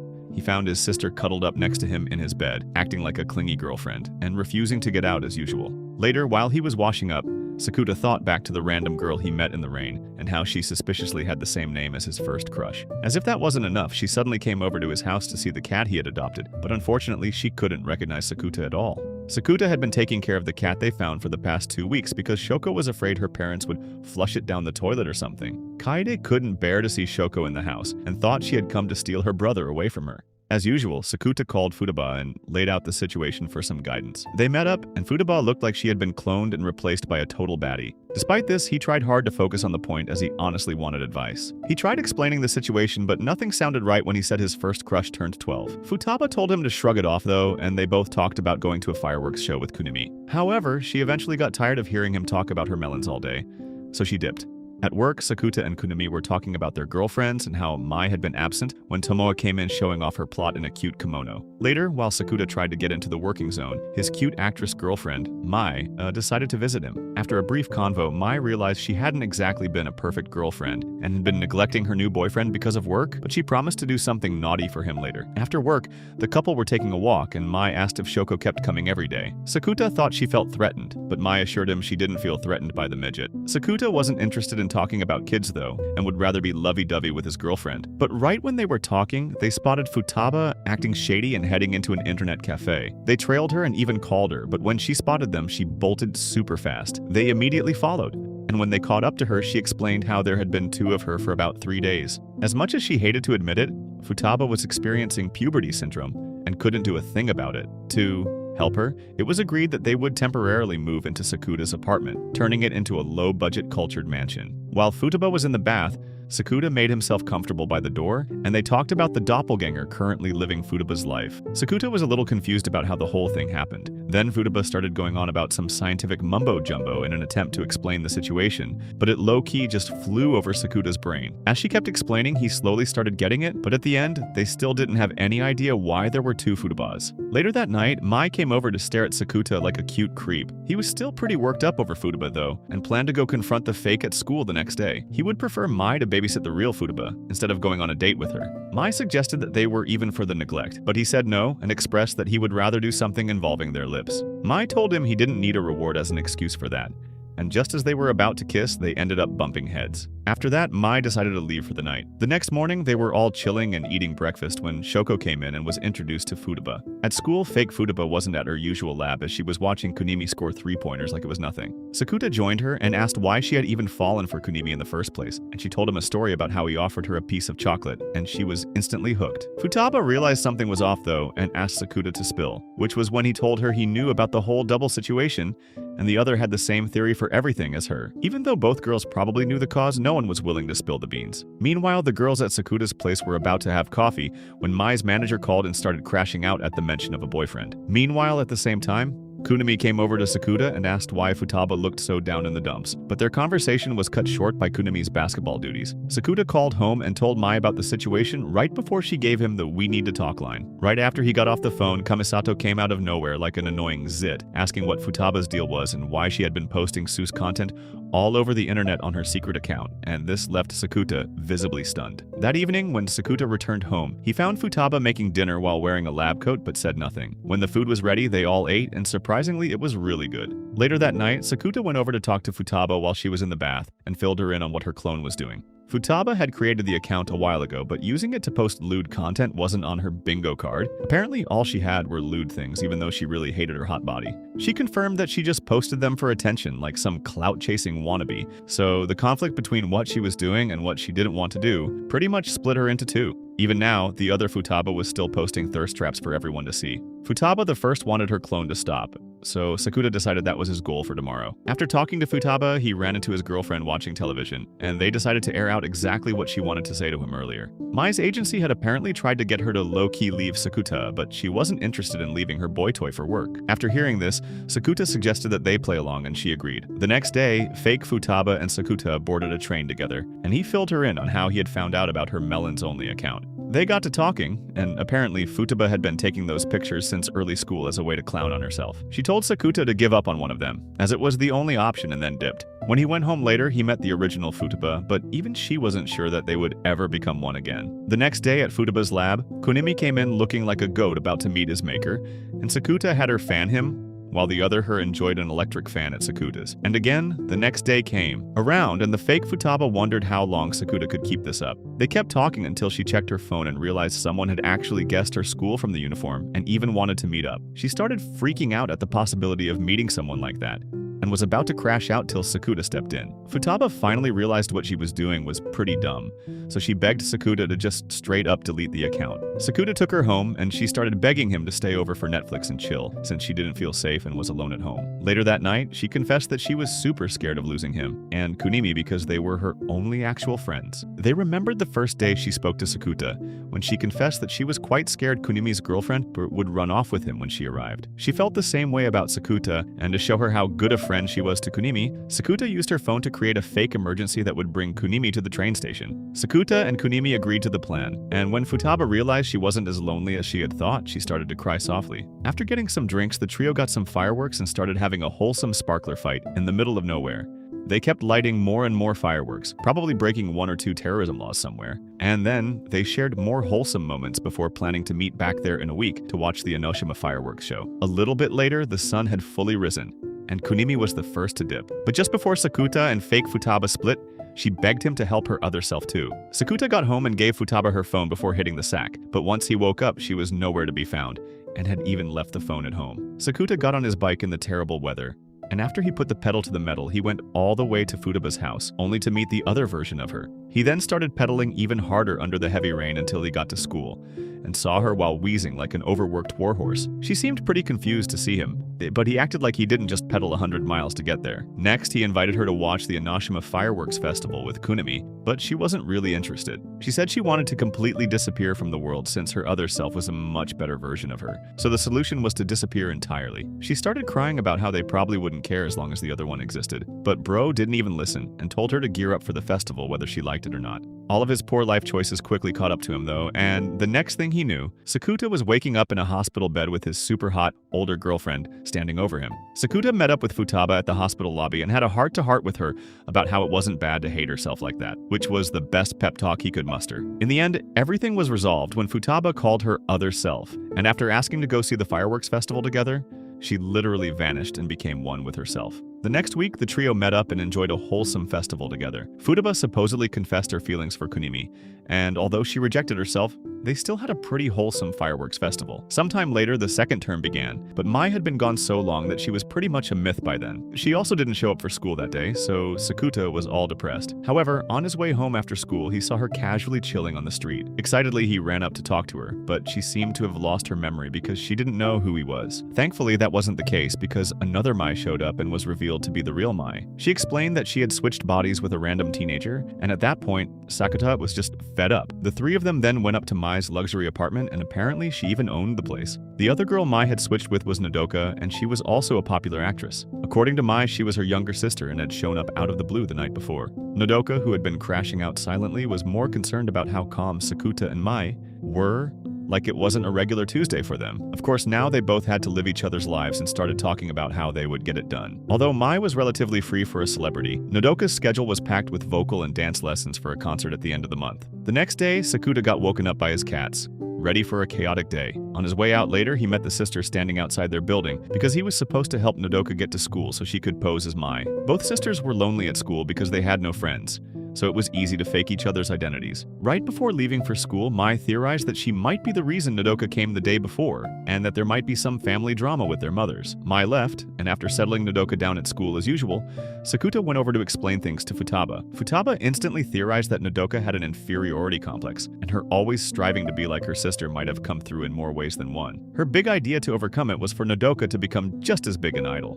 Later that day, Nodoka took a splash in the ocean, and as usual, Sakuta was gawking at her since her body was still technically Mai's. Sakuta asked why Nodoka struggled to be respectful around Mai, and she snapped back, saying it was because she was her senior in showbiz. He kept prodding and asking why she even came to her sister's place, or if she had anything negative to say to Mai. Nodoka got a bit angry, but it was no use since it was pretty obvious that she hated Mai a bit. Suddenly, Mai showed up out of nowhere, so Nodoka begged Sakuta to let her stay a bit longer with him, revealing that she got tired of being the Robin to Mai's Batman and always being in her shadow. Even now, she made it feel like Nodoka wasn't trying enough. Nodoka poured out all her feelings, and Mai let her know that the feeling of hatred was mutual. Later, Mai decided to stay a while with Sakuta rather than let Nodoka herself get her grubby mitts on her boyfriend. That night, Sakuta chilled in the bath and thought about the weird family dynamic he would have with Nodoka if he ended up getting married to Mai. He came out of the bathroom and went over to talk to Mai about the big fight she just had with her sister, and told her to be more upfront with her feelings. Time went by, and the two girls were both still living each other's lives to the T. A few days later, Nodoka was riding the train with Sakuta, still in her sister's body, and it seemed like there was still bad blood between them. Later at Sakuta's work, Mai showed up with Nodoka's phone, and her mom was going absolutely apeshit crazy, spamming her with texts about the dance routine. There was definitely still bad blood between them, and Mai didn't even want to pass on any advice. The next morning, Sakuta was taking a stroll pretty early when he saw Nodoka bumbling around with a camera crew at the station. Nodoka looked low-key nervous about the whole thing, and it looked pretty obvious. Then all of a sudden, she literally passed out. Later, Sakuta ran into Mai and explained that her sister couldn't even get through one take without passing out, so the shoot was postponed. They theorized that it must have happened only because of the pressure of being the popular Mai. The next day at school, Sakuta was busy wondering how it would be to have a perfect older sister, and Kunimi decided they would ask someone with one and called his annoying girlfriend Kamasato. After listening to Kamasato, Sakuta realized it was more than a love or hate relationship and met up with Mai later that day. Mai gave him a spare key to her place and then proceeded to threaten him into helping her talk to her sister. However, he warned him not to open a particular closet while he was there. While he was with Nodoka, he told her that Mai was sure she had gotten the thumbs up from the director and asked why she couldn't just smile naturally like she already did. He sent Nodoka to go freshen up while he made dinner, and while all that was happening. But then, a few minutes later, he went over to the closet he wasn't supposed to open and did the exact opposite. Inside was a thin golden box, which he opened, expecting a treasure trove, only to be disappointed and start groaning about how the two sisters couldn't just make up already. Later, he met up with Mai and Nodoka's body at his place, but she had a meeting early the next day and couldn't do any adult hanky-panky. So he went for the next best thing, and the next night decided to binge-watch Mai's movies with her sister. Once there, Nodoka couldn't hold her own against her scary movies and learned nothing about her sister. When he got home that night, he was met by Kaidi, who had undergone some character development, and she started saying it was probably time she stopped acting like a school dropout and put more effort in. Mai came in with some snacks for Kaidi and tickets for the concert that month, and told Sakuta to bring Nodoka to watch her slay. The next day, Nodoka cooked at the ad shoot, and finally felt like she wasn't an off-brand version of her sister. She met up with Sakuta later that day at the beach, but was a little salty since she needed 12 takes just for one shot. She started realizing that maybe being like her older sister was exactly what she wanted in the first place, and that she wasn't cut out for the idol life. Mai called them and interrupted their date to tell Sakuta that his father had unexpectedly called and said he would come to visit in about 2 days. Nodoka remembered meeting Mai for the first time and decided she might not be like her sister, but she would still be a great idol. They both took a stroll, and Sakuta told her about his current living situation, even though Mai had already given her the gist of things. Nodoka expected he would hate his parents, but Bro couldn't care less and still saw them as his parents. While they were talking, Nodoka's mom popped out of nowhere like an unwanted update and demanded that Mai give Nodoka back, as if Nodoka were a piece of property. A few days later, Sakuta met up with his father for drinks, and the two spent some time catching up on everything that had happened in each other's lives lately. After that, he went with Nodoka to watch her band perform. For a group of relatively small idols, they were doing surprisingly well, since their concert drew a huge crowd and even sold out the venue. The concert started, and Mai in Nodoka's body was perfectly in sync with the band, delivering an awesome performance and carrying the entire group like an S-tier pro. At some point, she ended up as the lead singer for their next single since she was that good. Meanwhile, Nodoka watched from the shadows, feeling like a useless disappointment sandwich, as her older sister was busy being a better her. After the performance, Sakuta and Nodoka went out to see the raging fans meeting the idols. However, Nodoka was still bummed out, and when she saw her mom with Mai, she swore her mom just wanted Mai cosplaying as her all the time. Nodoka then dragged Sakuta to the beach with her, and as soon as they arrived, she immediately booked it into the water in some crude attempt to meet her maker. Sakuta managed to intercept her before she could become fish food and told her that rage-quitting life wasn't the answer. He then pulled the wet Dumbo out of the water and back to Mai's house. There, he shoved open the box he had found earlier, and inside it were all the letters Nodoka had ever written to Mai since they were kids. The next moment, Mai came out of the shadows like Batman and explained that she was the only fan who truly gave her strength, and that her success as an idol was actually because of Nodoka's hard work and support, not just her own. Even then, Nodoka was still feeling down in the dumps, insisting she really was not all that and brushing off everything they had just seen like it was no big deal. But Mai stepped up beside her and made it clear that she was actually awesome in her own way. She reminded her that even their mom had been quietly rooting for her the whole time, even if it had always seemed like she only ever wanted Mai as her daughter. On hearing this, Nodoka fell to her knees, and Mai came up to her, and they made up. The sisters hugged, with Nodoka crying buckets and finally letting go, but they finally resolved their issues, and the two sisters popped back into their original bodies. As usual, Sakuta filled in Futaba like she was an unpaid therapist. She kept trying to explain everything with some science fiction mumbo-jumbo, telling Sakuta that they probably just switched appearances rather than bodies, and maybe Mai had envied her sister too. Days later, Mai kicked off a press conference exuding a boss girl aura. There, everyone wanted to know who the NPC she was dating was. Interviewers kept interrogating her like she robbed a bank, but she kept a cool head and told them straight up that she wouldn't be back in showbiz if not for him. She handled the cameras with more grace than a One Piece fanboy defending a filler arc, making it clear she wasn't letting anyone ruin her relationship. Later that day, Mai and Sakuta were walking back from school and the air felt romantic. Sakuta left Mai feeling pretty fly until he found a strange letter in his mailbox. He saw the letter was left by Shoko, telling him to meet her the next day, and he was honestly just confused. As usual, he met up with his unpaid therapist, Futaba, and asked for advice, but she wasn't interested in helping him cheat without being caught. Bro couldn't wrap his head around how he was suddenly going to meet up with his first crush out of the blue. Meanwhile, Futaba already snitched on him and tagged Mai to take over therapist duties. Mai then played the cool girlfriend card and even promised him a homemade dinner that night, but still refused to kiss his possibly cheating lips. Before he could leave school, he was intercepted by Kotomi Kano, a childhood friend of Kaidi's from middle school, and Sakuta had to send in Mai to scope out his old fling. Kano then took Sakuta on an impromptu date and apologized for not stepping in to stop the bullies who turned his sister into a shut-in panda enthusiast. After helping Kano home, Sakuta found his cute girlfriend playing with sand at the beach. He decided it was probably too late to cheat, so he wrote a note to Shoko in the sand saying he had a girlfriend. Finally, he returned home to find that the panda suit-wearing dungeon dweller had actually started her own side quest. She had written out a checklist of life goals because she didn't want to be a useless burden anymore. But weirdly, everything she wrote involved being lovey-dovey with her older brother. Sakuta thought she wanted to go back to school and suggested she not overexert herself. Take it slow and probably go see some pandas while she was at it. While Sakuta was having dinner with his girlfriend and sister, he got a call from Mini Shoko out of nowhere. He asked if she had left a letter in his mailbox, but she said no, which only made the whole thing even more confusing and left him with way more questions than answers. After dinner, Kaede asked if she could answer the phone herself next time to become more independent, and since Sakuta felt she was finally ready, they decided to have a practice phone call with Mai to help her prepare. At first, Kaede's mock call went well until she went all limp like a noodle and fell to the ground. Overall, she was just glad she made the call and swore she'd get better. That night, Sakuta noticed a nasty purple bruise on her neck that looked like a curse from a ghost, and when he fell asleep, he had another dream about one of his past interactions with the original Shoko because his brain was randomly replaying old memories for no reason. He went to work as usual that day and had a pretty wholesome little interaction with Tomo before heading back home, where he found his little sister on the phone again.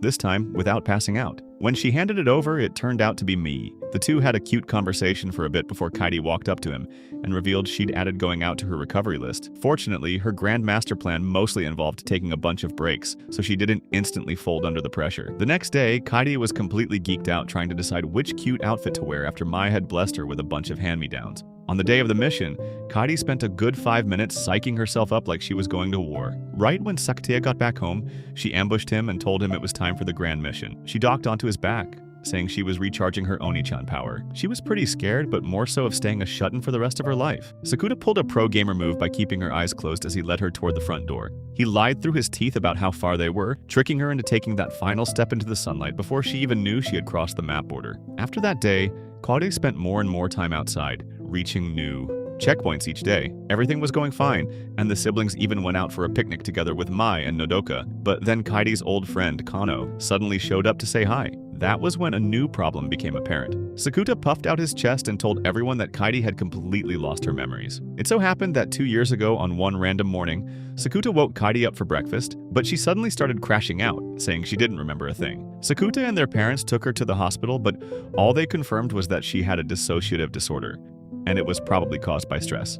Back in the present, Sakuta was busy filling the rest of the squad in on how Kaede got cyberbullied so badly that her brain was clipped out of reality to protect her from all the trauma. After that, it was like he had a stranger for a sister. It got so bad that when Kaede got another bruise out of nowhere, their mom had a complete mental breakdown. It was during this time that he woke up with his 3-pronged chest scar. Unfortunately, no one at the hospital even believed his story because he sounded crazy, so it was ruled that he was probably into self-harm. While escaping his own hospital stay back then, he met the original older sister baddie, Shoko. Unlike the doctor, she actually believed Sakuta, and she became his rock, even giving him some advice on finding his purpose in life. With this new mindset, he bought a diary for Kaede and tried to give her life some purpose as well. After that, Sakuta's father left the two to take care of their sick mother, leaving Sakuta to parent what was essentially his blank slate sister. The next day, after dropping his whole family lore the day before, Sakuta went over to check on Kaede and noticed that the bruises on her body were starting to reappear. Later that day, Mai told Sakuta she would be away for a while since she was going on another shoot. Sakuta got back to see Kaede stuck in her school uniform like a sea turtle in plastic bags. She insisted she was ready to go back to school, but he thought otherwise and suggested she take her time. Kaede asked about Kano, the girl who used to be her friend,